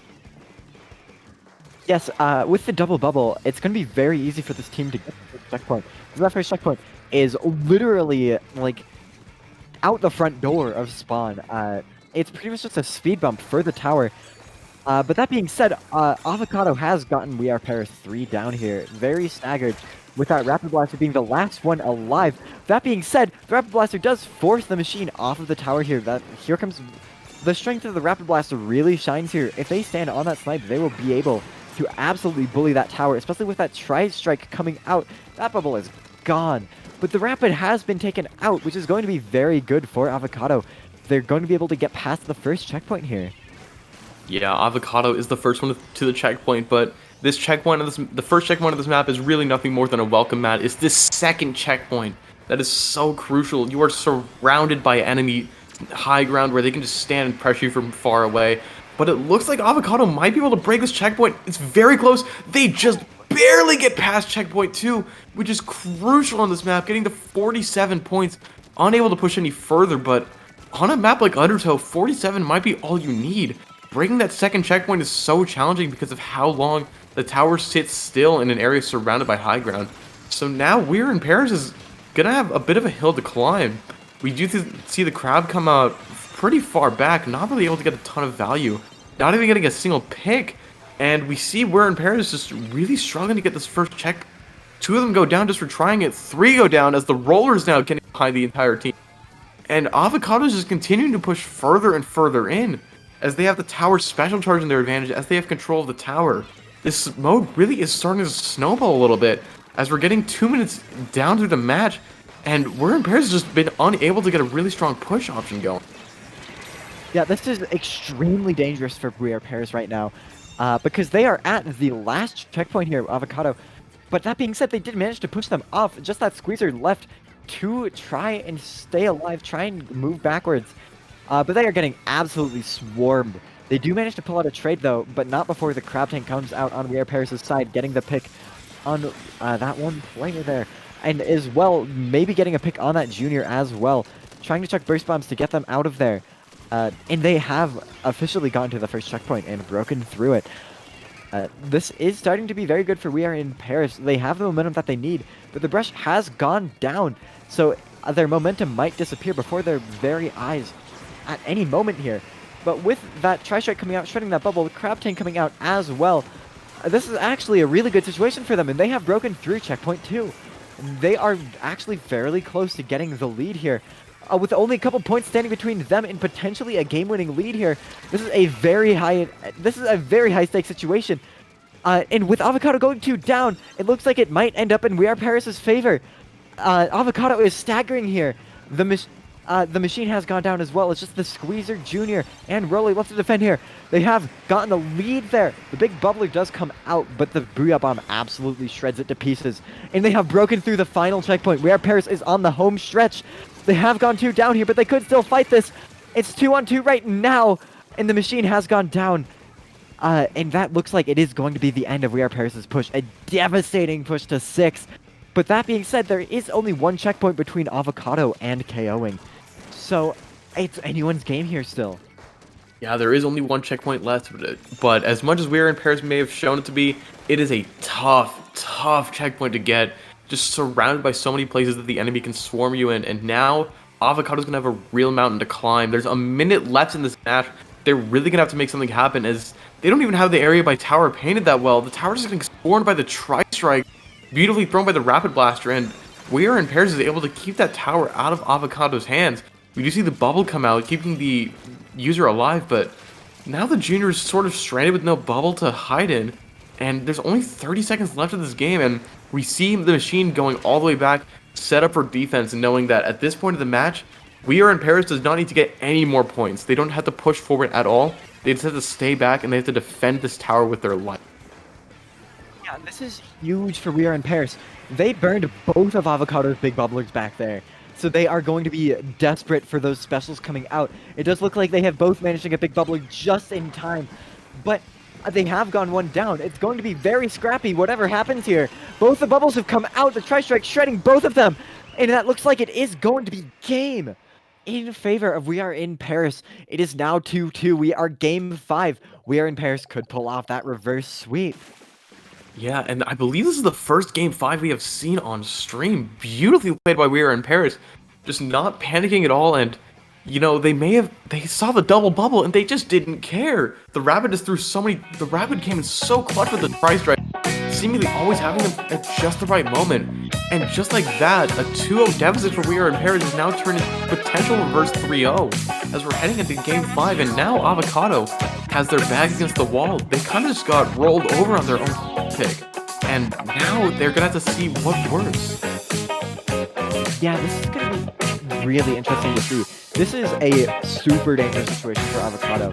This is their last chance to try and get that rematch against Yessir. Same with We Are in Paris. Both of these teams are fighting against a common enemy, but only one of them can walk out of this alive and still in the tournament to fight that grudge match. We're gonna have to see what happens here. We Are Paris could pull out a reverse sweep here, but Avocado does have a counter pick, and they could pull it out from right underneath their feet. These games have been very close for both of these teams. Anything could happen. Yeah, this is a battle for a chance at redemption versus two teams that have just been so evenly matched throughout the set. We've seen so many lead flips, so many reverse wipes, so many wonderful flanks on both sides of these teams, and now it all comes down to this. Who gets the chance to redeem themselves as they head into grand final, and who is going to walk away at third place? I cannot wait to see how this goes, but before we can do that, we can see how Avocado chooses to counterpick after such a strong response when We Are in Paris. Maybe they want to go back to Splatoon, seeing that tower control didn't work out for them.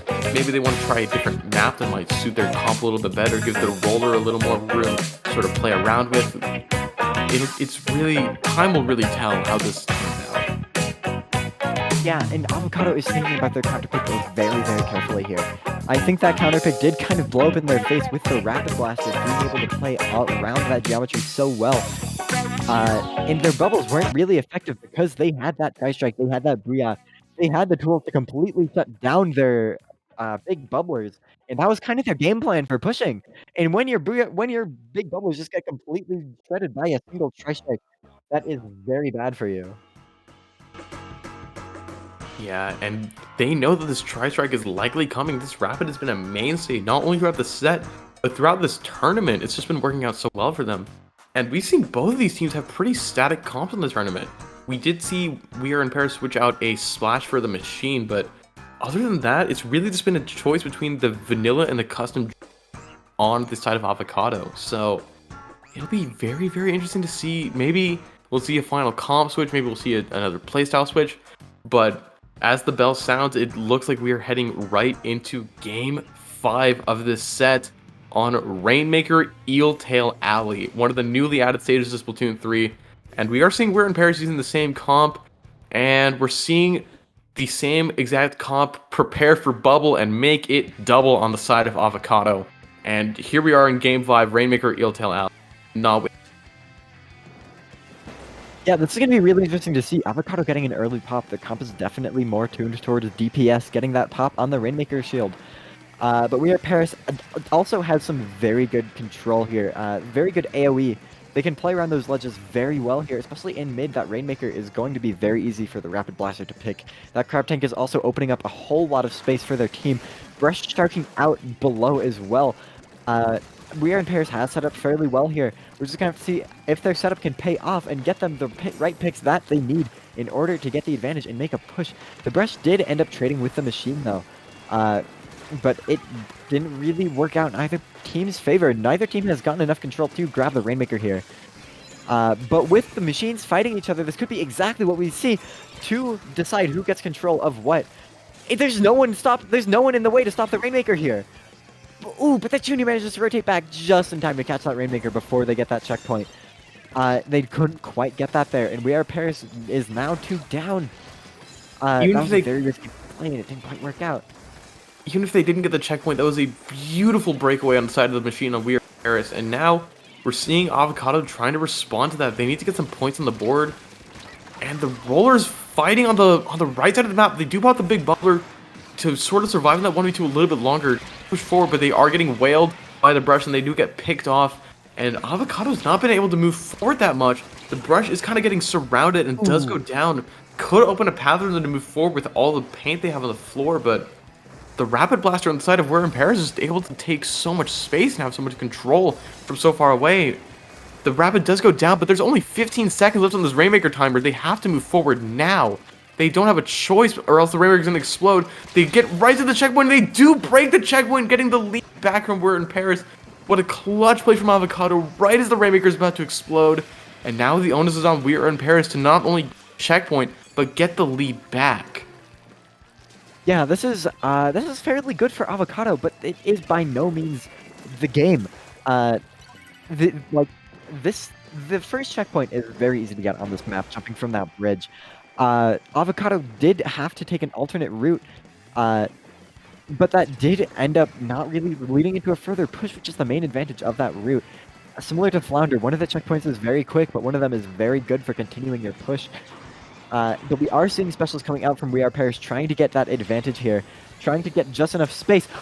Avocado grabs the Rainmaker from right underneath their noses and continues to push further, getting the lead down to 32 points. That curling bomb coming in clutch, letting that Rainmaker really just go like halfway across the map in the blink of an eye. They left that Rainmaker unguarded for just a little bit too long, and the roller managed to sneak it from right under their noses. If that ends up being the winning score, that will be very unfortunate for We Are Paris, but very well played from Avocado. It looks like they have managed to get just enough control to get the checkpoint, but the crab tank or something gets the pick there. I couldn't quite see what it was. But they go for the checkpoint again, and it doesn't work. They are just trying to fight for the checkpoint so hard, but Avocado has a rock-solid defense. They are not going to let them get this checkpoint here. It almost feels like nothing can go right for We Are in Paris. Avocado had that beautiful breakaway with the roller, taking advantage of that curling bomb, and then they just are trying so desperately for this checkpoint, unable to get it as the Rainmaker does drop it. And it is probably going to go down soon, but the important thing is that We Are in Paris is going to have to climb it all the way back up if they want to get that checkpoint. And there's only a minute left. They have to not only get the checkpoint, but push so much further ahead to get this lead. They do break the checkpoint. This is the first step, but again, We Are in Paris is so much ahead of them. They have to keep pushing. The Rainmaker only gets to 46. Good enough because of the breakaway from the roller, and Avocado's probably going to get this pop, but they have to get this Rainmaker out of here, though, before We Are in Paris can make another breakaway of their own. We do see the Rainmaker being picked up by the Junior, just trying to keep it in control, and jumps it off the map, getting a last little desperate shot to get something. But now the Rainmaker is back in mid, and We Are in Paris is going to have to quite a long way to get the lead back from Avocado. And there's only 30 seconds left. There's only one more chance for them to do so. We see the Rainmaker set up on that right side, and Avocado can't really get close to it. Right as I say though, the machine is hunting for the Rainmaker, gets it down. Avocado does get wiped out, but the Rainmaker is going to be stalled a little bit longer. There's 10 seconds left on this timer. This is do or die for We're in Paris.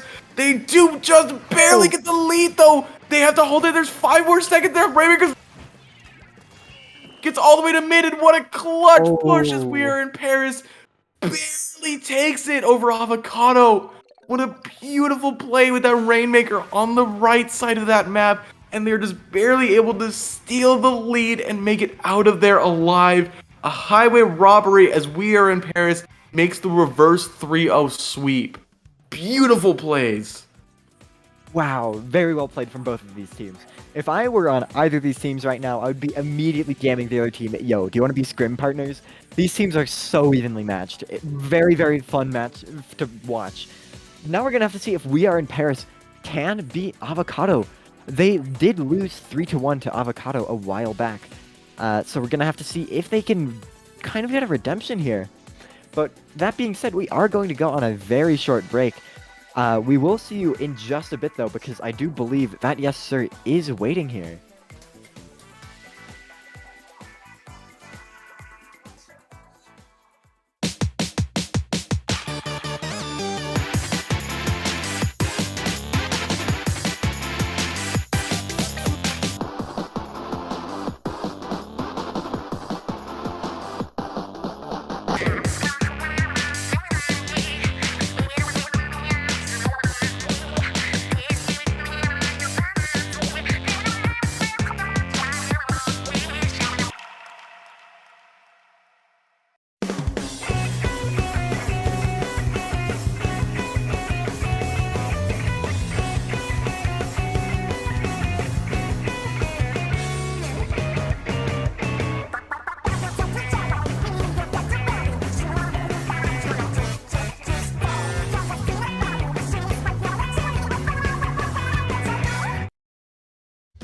Splatoon Stronghold, a stronghold for competitive Splatoon, providing resources to long-timers and newcomers alike.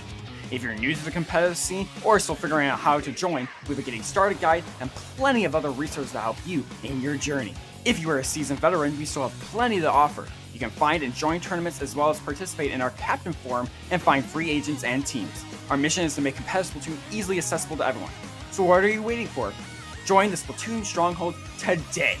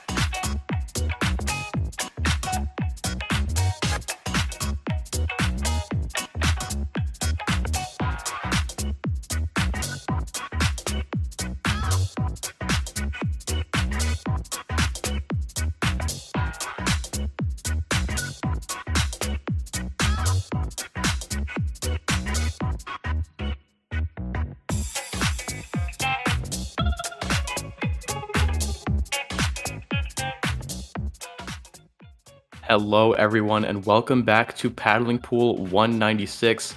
I am Broken Pinky, joined with Asect, and here we are. This is grand finals of Paddling Pool. We have Yessir on the winner's side, just having an absolutely dominant run through the winner's bracket, versus We Are in Paris, who had to battle their way through the loser's bracket, but did come out on top just barely. And now We Are in Paris has the opportunity to get the run back on the team that dropped them into the loser's bracket into the first place.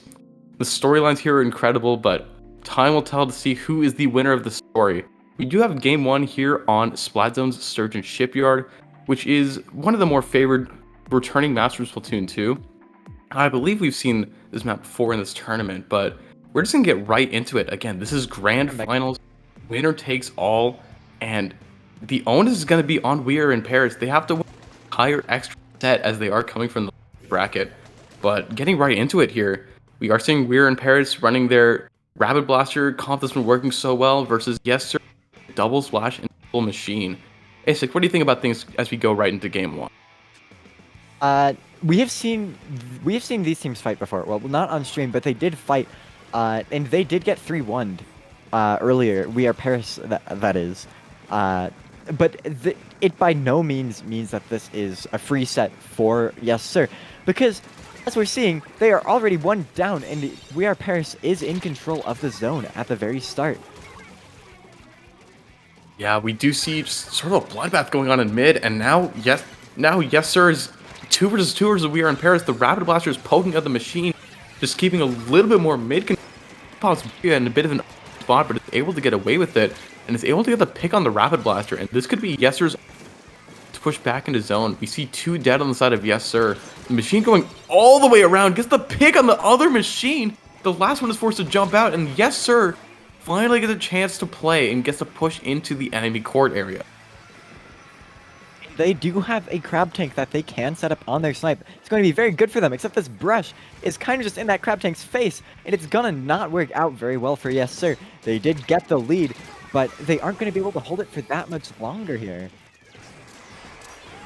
Yeah, we see Booyah coming out on the right side of the map. The machine is going to jump out, trying to stay alive versus the Booyah that was thrown right at it. And Yessir is just continuing to have control in the zone. We see pairs down one another from spawn, and Yessir is putting the point total below the 40s, just getting such mileage out the first push in the first 2 minutes of the match. We see the crab tank on the lower side of the left map.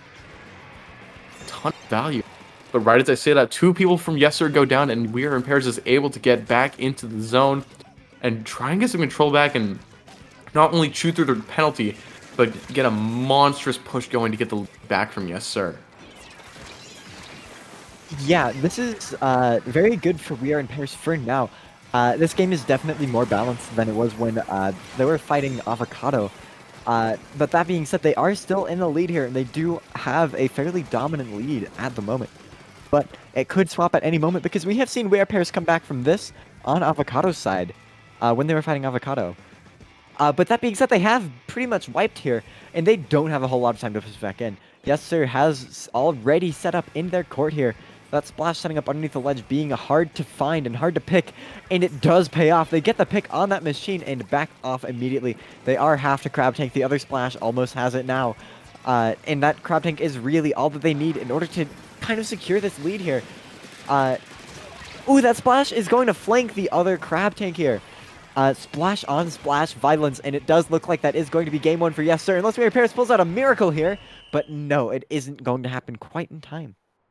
Yeah, We Are in Paris trying to push it back in the end, but not quite in time. And Yessir is that game one, and that was Yessir really showing why they made it to the winner's side of grand finals. You know, they are the team to beat. They are the team with the target on their back because they have been just absolutely tearing their way through the bracket. And even though things got a little bit hairy for the first half of game one, Yessir pick it up, and now we are ready to see the counterpick of We Are in Paris and see where they're going to take us as we move on to the game two of this set.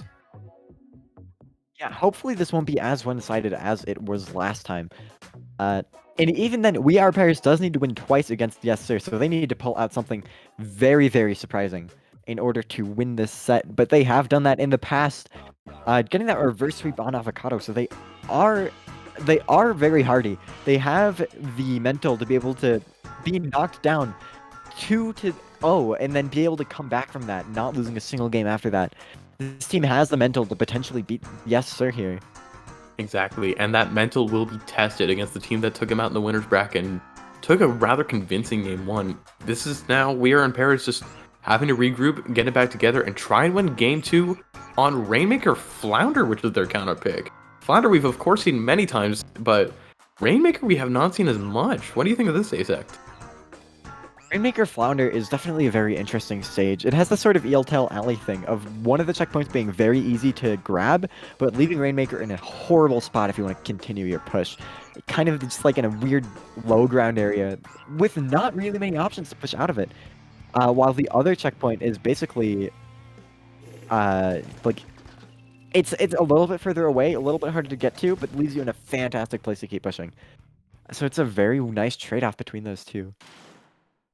Yeah, we're getting right into game two. We're seeing both teams running the same comp, and we're going to have to see who gets the pop in the middle and who gets the first push and the first big advantage, as checkpoints on the stage are rather interesting. As Asect was alluding,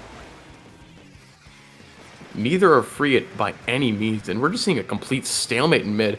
The brush is going all the way in, not quite able to get one, but one of the splashes on Yessir does go down, two down on the side of Yessir, and as We Are in Paris with the first opportunity for which checkpoint will they go for? They opt to go for the one on the side, and they are able to break it, immediately getting a push to 61. There's still two down to the side of Yessir, so We Are has all the opportunity to continue their push going, and they continue pushing it all the way to 42.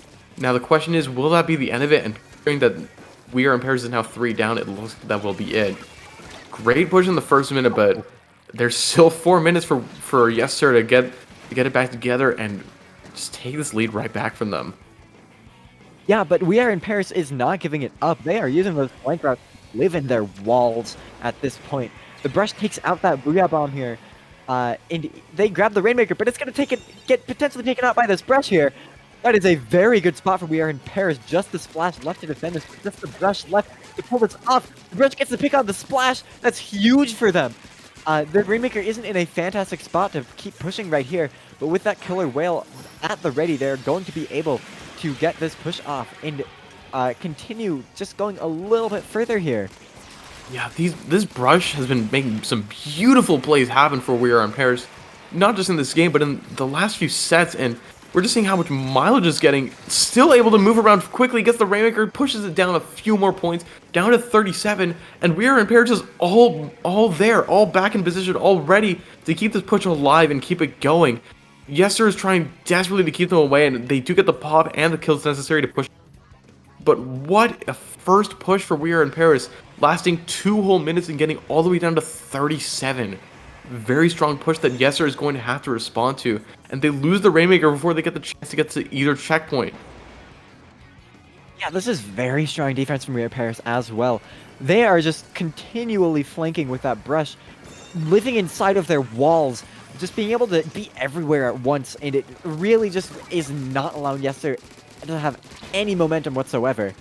That being said, the machine does go on a flank, trying to get the pick on this splash here, but it doesn't quite work out. The machine gets taken out. The other machine does manage to finish it up, though. But that is still advantage for We Are in Paris. With the Rainmaker trying to just stall it out, take it into an awkward spot for Yessir. And while the Rainmaker is likely going to go down here, except that Crab Tank does get cancelled. But they did manage to get taken out there, or to get the Rainmaker in a very, very awkward spot for Yessir. They have to climb it all the way up that wall. It's in a very strange spot, and there are less than 2 minutes left on the clock. We Are in Paris is in a very good spot right now, but it is still anybody's game. Their push isn't that far. But that being said, the brush does grab the Rainmaker, stalling it out even more. They really need to deal with that brush. They need to stop letting the brush just go wherever they want. And We Are Paris has gone 3 down. This is going to be huge for Yessir. They are going to potentially get this first checkpoint here if the Rainmaker can catch up. But that Tri-Strike is going to stall the Rainmaker out for just a little bit longer, leading to Yessir going 2 down. And that is not going to be the checkpoint. Yeah, beautiful defense from We Are in Paris. The brush has been making so many phenomenal plays, and that's 3 dead on the side of Yessir. And now they have control of the Rainmaker once again, and they're just going to be able to push it further and further, now having control of Yessir's, and just, I can't tell if they're trying to hold it or trying to push it forward or what, but regardless, there's only a minute left on this timer. The Splash is trying to get around to the Rainmaker. There's 3 dead on the side of Yessir. We Are in Paris are trying to push in ever farther, gets all the way to 24 with just 45 seconds left on the clock. Yessir has not been able to respond to this at all, and keep on going all the way down to 20. Phenomenal plays from We Are in Paris, and there's a little over 30 seconds left on this clock, and that's easily enough time for We Are in Paris to stall it should they choose to, but they are deciding to turtle instead and play defensively, forcing Yessir to come to them because they know that they are the ones with all the advantage, and Yessir is the one on the back foot. And in doing so, they are able to get 2 picks onto Yessir. There's very little resources that Yessir has to make this happen. Flash has special, and the machine goes down. It's now a 3 versus 4 situation. The Rainmaker goes down too. 10 seconds left. The Ink Brush is just on the enemy roof, just having so much pressure and pain control. Wails the Rainmaker, and that is going to be it. We Are in Paris takes game 2 from Yessir. Wow, that was very well played. I think that really highlights the weaknesses of the double splash double machine comp. In most maps in this game, that comp works very well, but this map is different. The Crab Tank just isn't able to really get set up without just being constantly flanked. That brush was just having a heyday. Literally just the map is a playground for them. Very, very well played by We Are in Paris here. So now Yessir gets to choose their counter pick. So we're gonna have to see what they choose here. Yeah, I'm sure Yessir isn't used to the situation. They aren't used to having to choose a counter pick against another team. But We Are in Paris has gotten 2 grand finals for a reason. They are a force to be reckoned with. And they have so much momentum on their side. Considering they just played 4 sets back to back, they have all this momentum to ride on that Yessir hasn't really had a chance to respond to. They've been waiting in grand finals for quite a while now. We Are in Paris has just been able to keep themselves warm and keep themselves active as they're moving through the bracket. So Yessir now has to sort of get into it and respond to such a strong game 2 from We Are in Paris. And we see that their response is going to be on Splatzone's Museum Dolphino. Once again, one of the Splatoon 1 maps returning to this game, and Splatoon 1 maps that was definitely kept in its more natural condition. And Splatzones definitely seems to favor Yessir, with the double splash, double machine comp being incredibly strong, being able to hold so much paint. So it's going to be interesting to see how We Are in Paris is going to be responding to this. Importantly, they also won this very same map mode against Avocado, very dominantly as well. So we're gonna have to see what happens here, if they can win this again, or if We Are in Paris can do any differently and play to just win. It's going to be interesting to see. Yeah, we see the same comps on both sides, and I think it's fair to say that we know how Yessir wants to play this game. They want to. Both teams are trying to get control of the enemy plat, but Yessir is so much more dangerous when they get up there, just because of the options that the splash and the machine provide them. That while We Are in Paris has, they don't have as many. And we are already seeing an intense battle for the zone at the beginning as two go down to the side. Sir, We Are in Paris is doing amazingly this open fight, and three go down in the side of Yes Sir.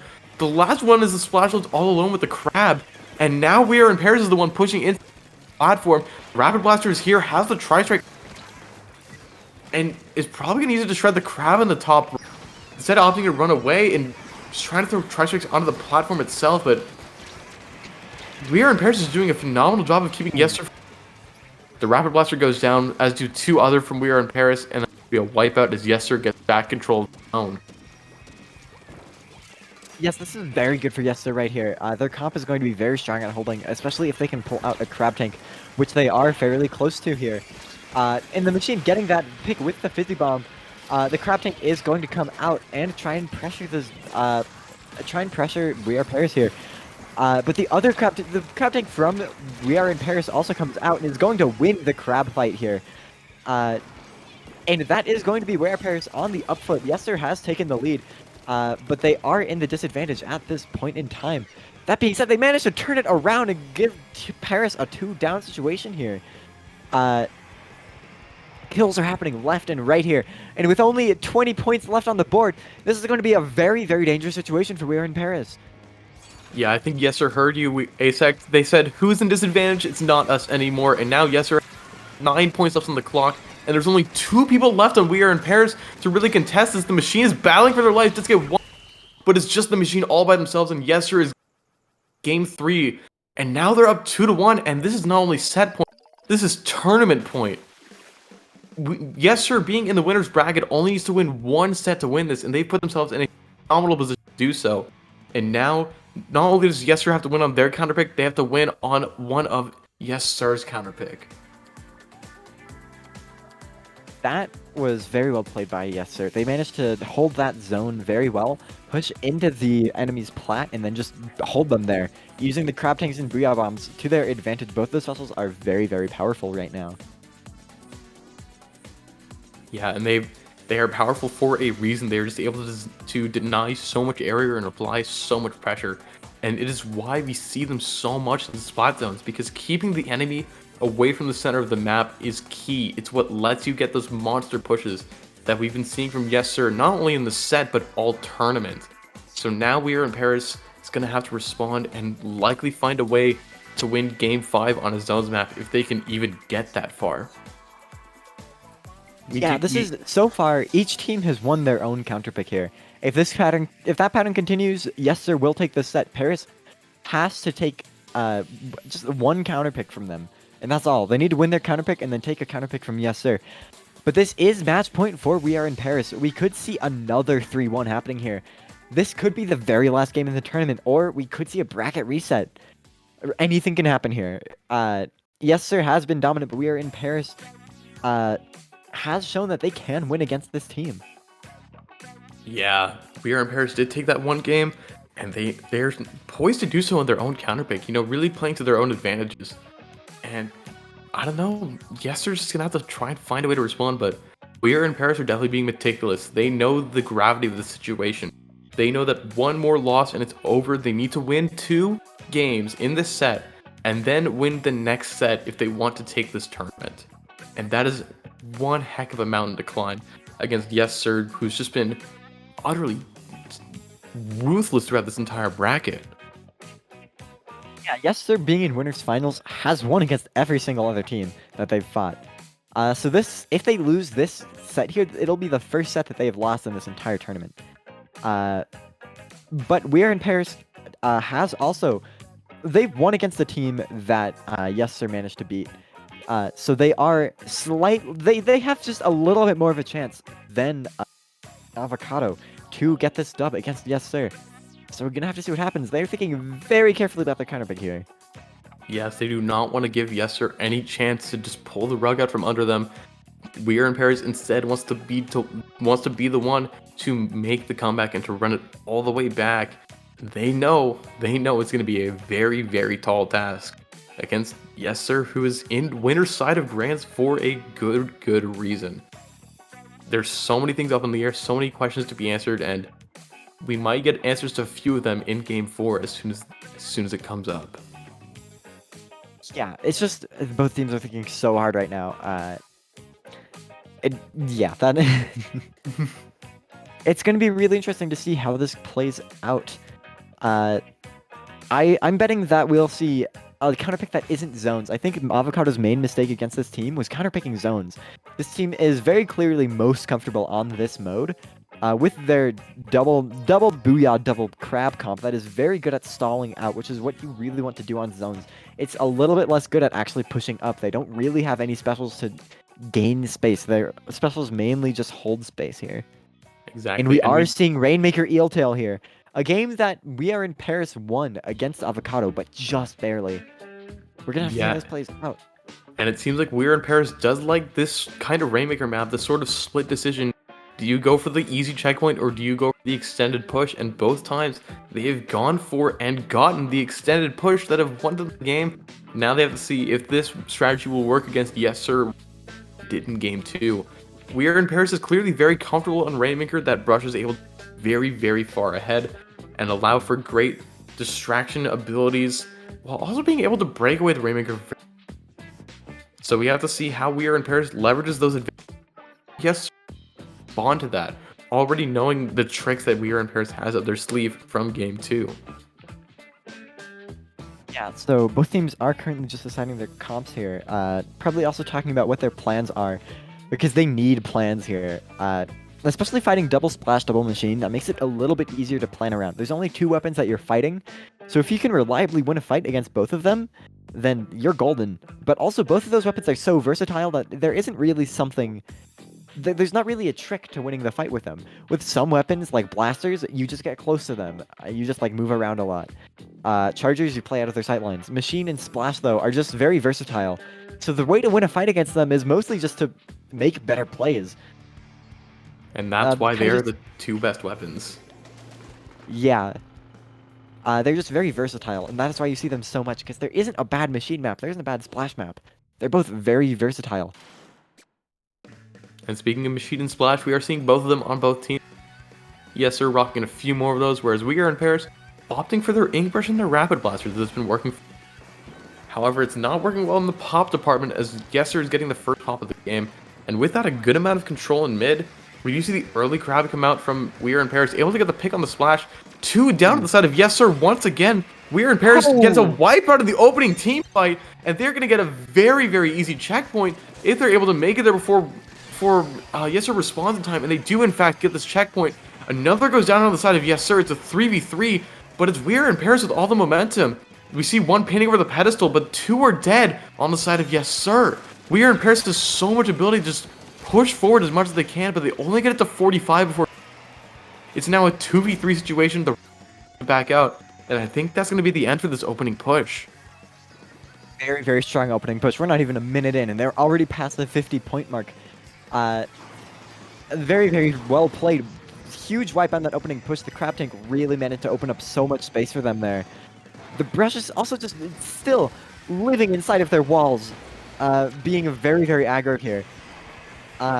And the 2 Brios are going to come out from Yessir though, but the Brio bombs aren't extremely useful for pushing in, and that is very evident there with that Rainmaker lagging behind, getting picked out by that Rapid Blaster, and it's just the Splash left alive, and it is another wipe for We Are in Paris. That is huge for them. They're going to get so much room here. An absolutely massive push here, all the way down to 19.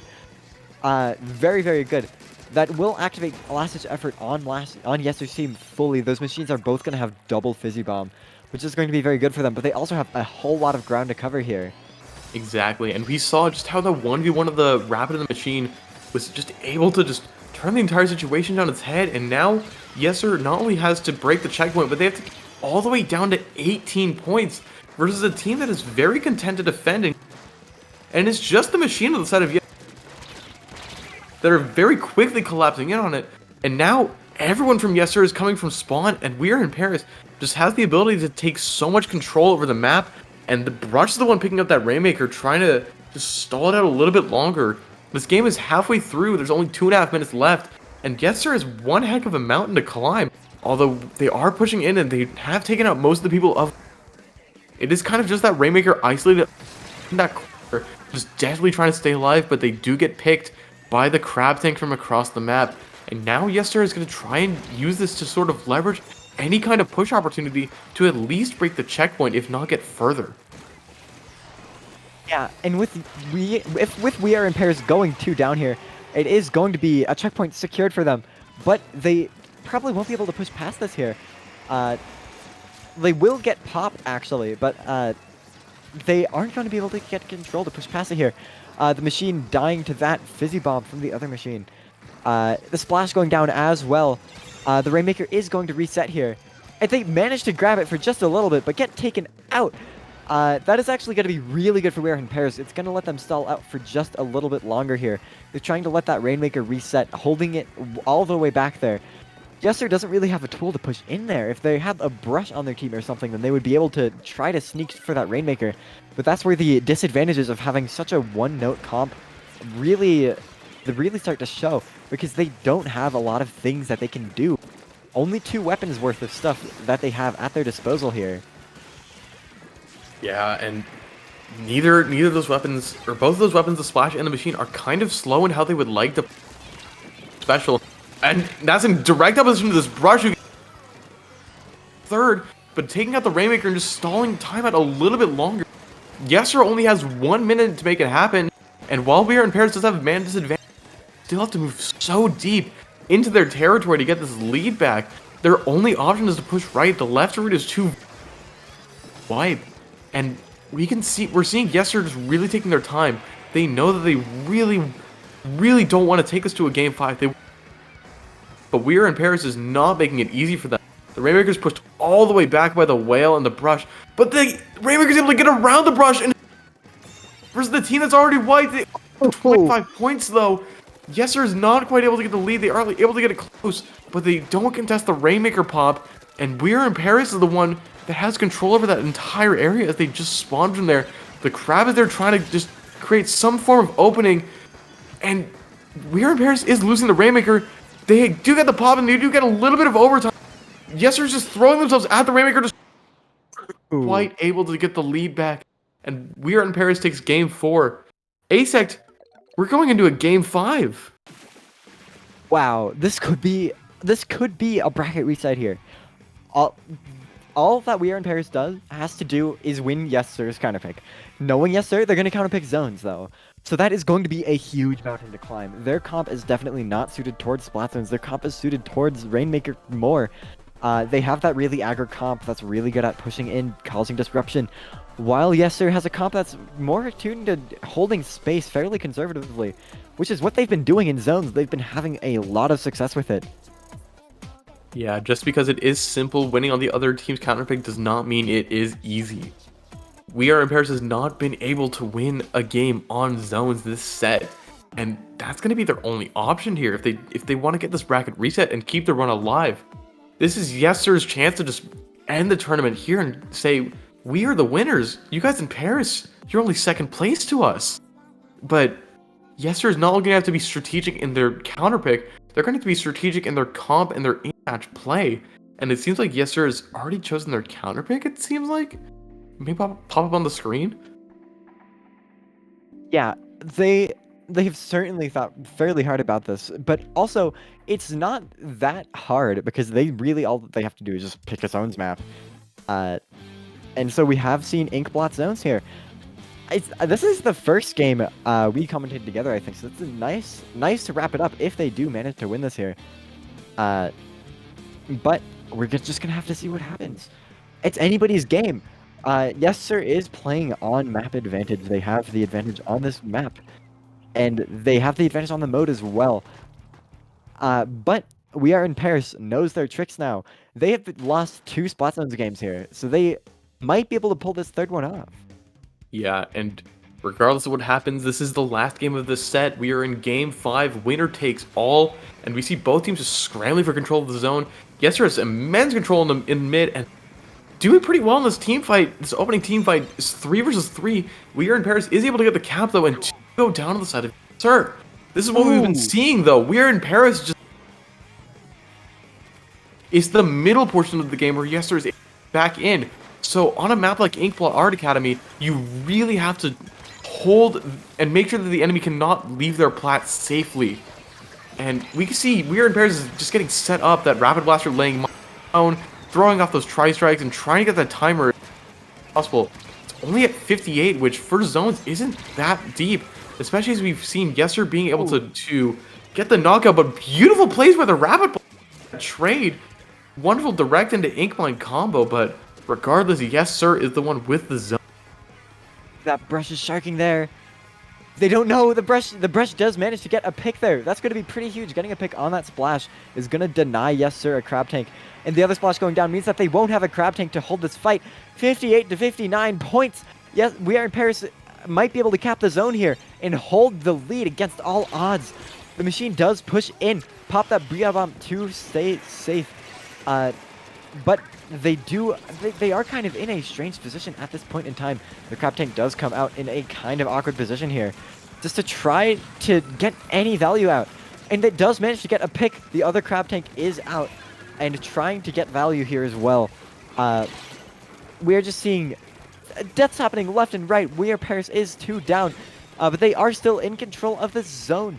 The zone wasn't quite in Yessir's hands yet. And it looks like the lead has flipped, but just barely. As We Are Paris neutralizes this zone, Yessir manages to cap it back. This is really huge here. If We Are in Paris can cap the zone, then they should be able to get a decent amount of momentum here. Yeah, We Are in Paris is just keeping it so close, but Yessir is able to get the cap and is able to push it below, which means We Are in Paris is going to have their last-ditch effort start activating should they be carrying it. But instead, it's the Splash-O-Matic on the side of Yessir. Huge play, getting a pick, getting the brush super weak before going down.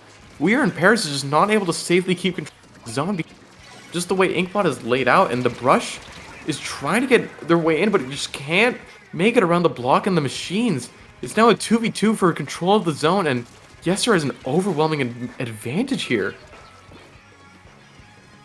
Yeah, this is very close here. Both teams have fairly low penalties, and the scores are very close. But that crab tank is going to come out and trying to contest the zone, as well as that Booyah. The brush barely manages to escape that, gets their whale off. That's going to be very strong here. Booyah bombs are happening left and right. Tri-strike as well. Crab tank coming out. All of the specials are being popped right now. The brush is on the crab tank, but they get taken out by the crab tank after breaking it. And that is only one. That is a wipe on We Are Paris. This is really huge for Yessir. This is the position that they want to be in right now. The splash is going to be able to rush that Rapid Blaster, taking a very cool jump on that clam statue thing. The community can't decide on what to call that. Yeah, the mushroom jump, I think mushroom is the agreed upon call, was just beautiful by the splash, able to get that rapid. Now, Yessir has it to 20 points. They're on the verge of knocking it out and getting this KO. We Are in Paris does get the kill with the machine, but now it's 2 versus 2 in the zone. Never mind, it's just the machine in the zone. Gets the pick though. We Are in Paris isn't. Oh, that was a beautiful play for the machine. Yessir could be continuing their push. Could be continuing. This is so close. They do get the cap in the zone. The crab is able to stuff the machine from doing anything. We Are in Paris does get the cap, but Yessir pushes it all the way down to 10. There are 40 seconds left on this clock, and We Are in Paris has to not only finish through their penalty, but get another 50 points in order to take the lead back and keep their tournament alive.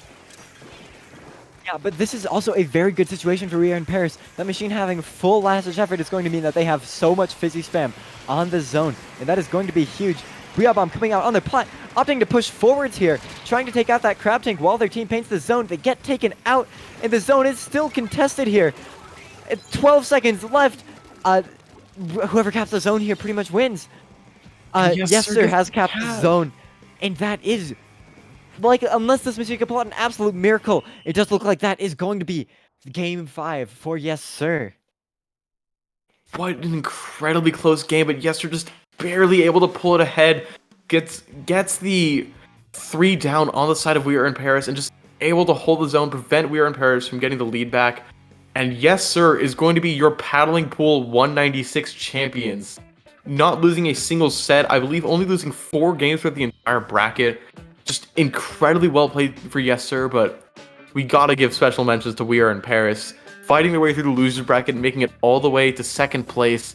Just playing incredibly, having that insane reverse 3-0 sweep versus Avocado in losers finals. Yessir all the way to... But in the end, Yessir is able to double eliminate We Are in Paris and take home the trophy. Yes, indeed, and that is going to be the end of the tournament for us. Pinky, where can they find you? You guys can find me at brokenpinky_ on Twitter. I don't post that much. Maybe I'll post a little more in the new year. New Year's resolution can never hurt anyone, but Asect, where can the good people of this Twitch chat find you? I'm Asect, ACECT on YouTube, and Asect with 4 T's on Twitter and Twitch. Thank you guys for sticking around. That was very fun, but now it is time for us to go. See ya. See you guys.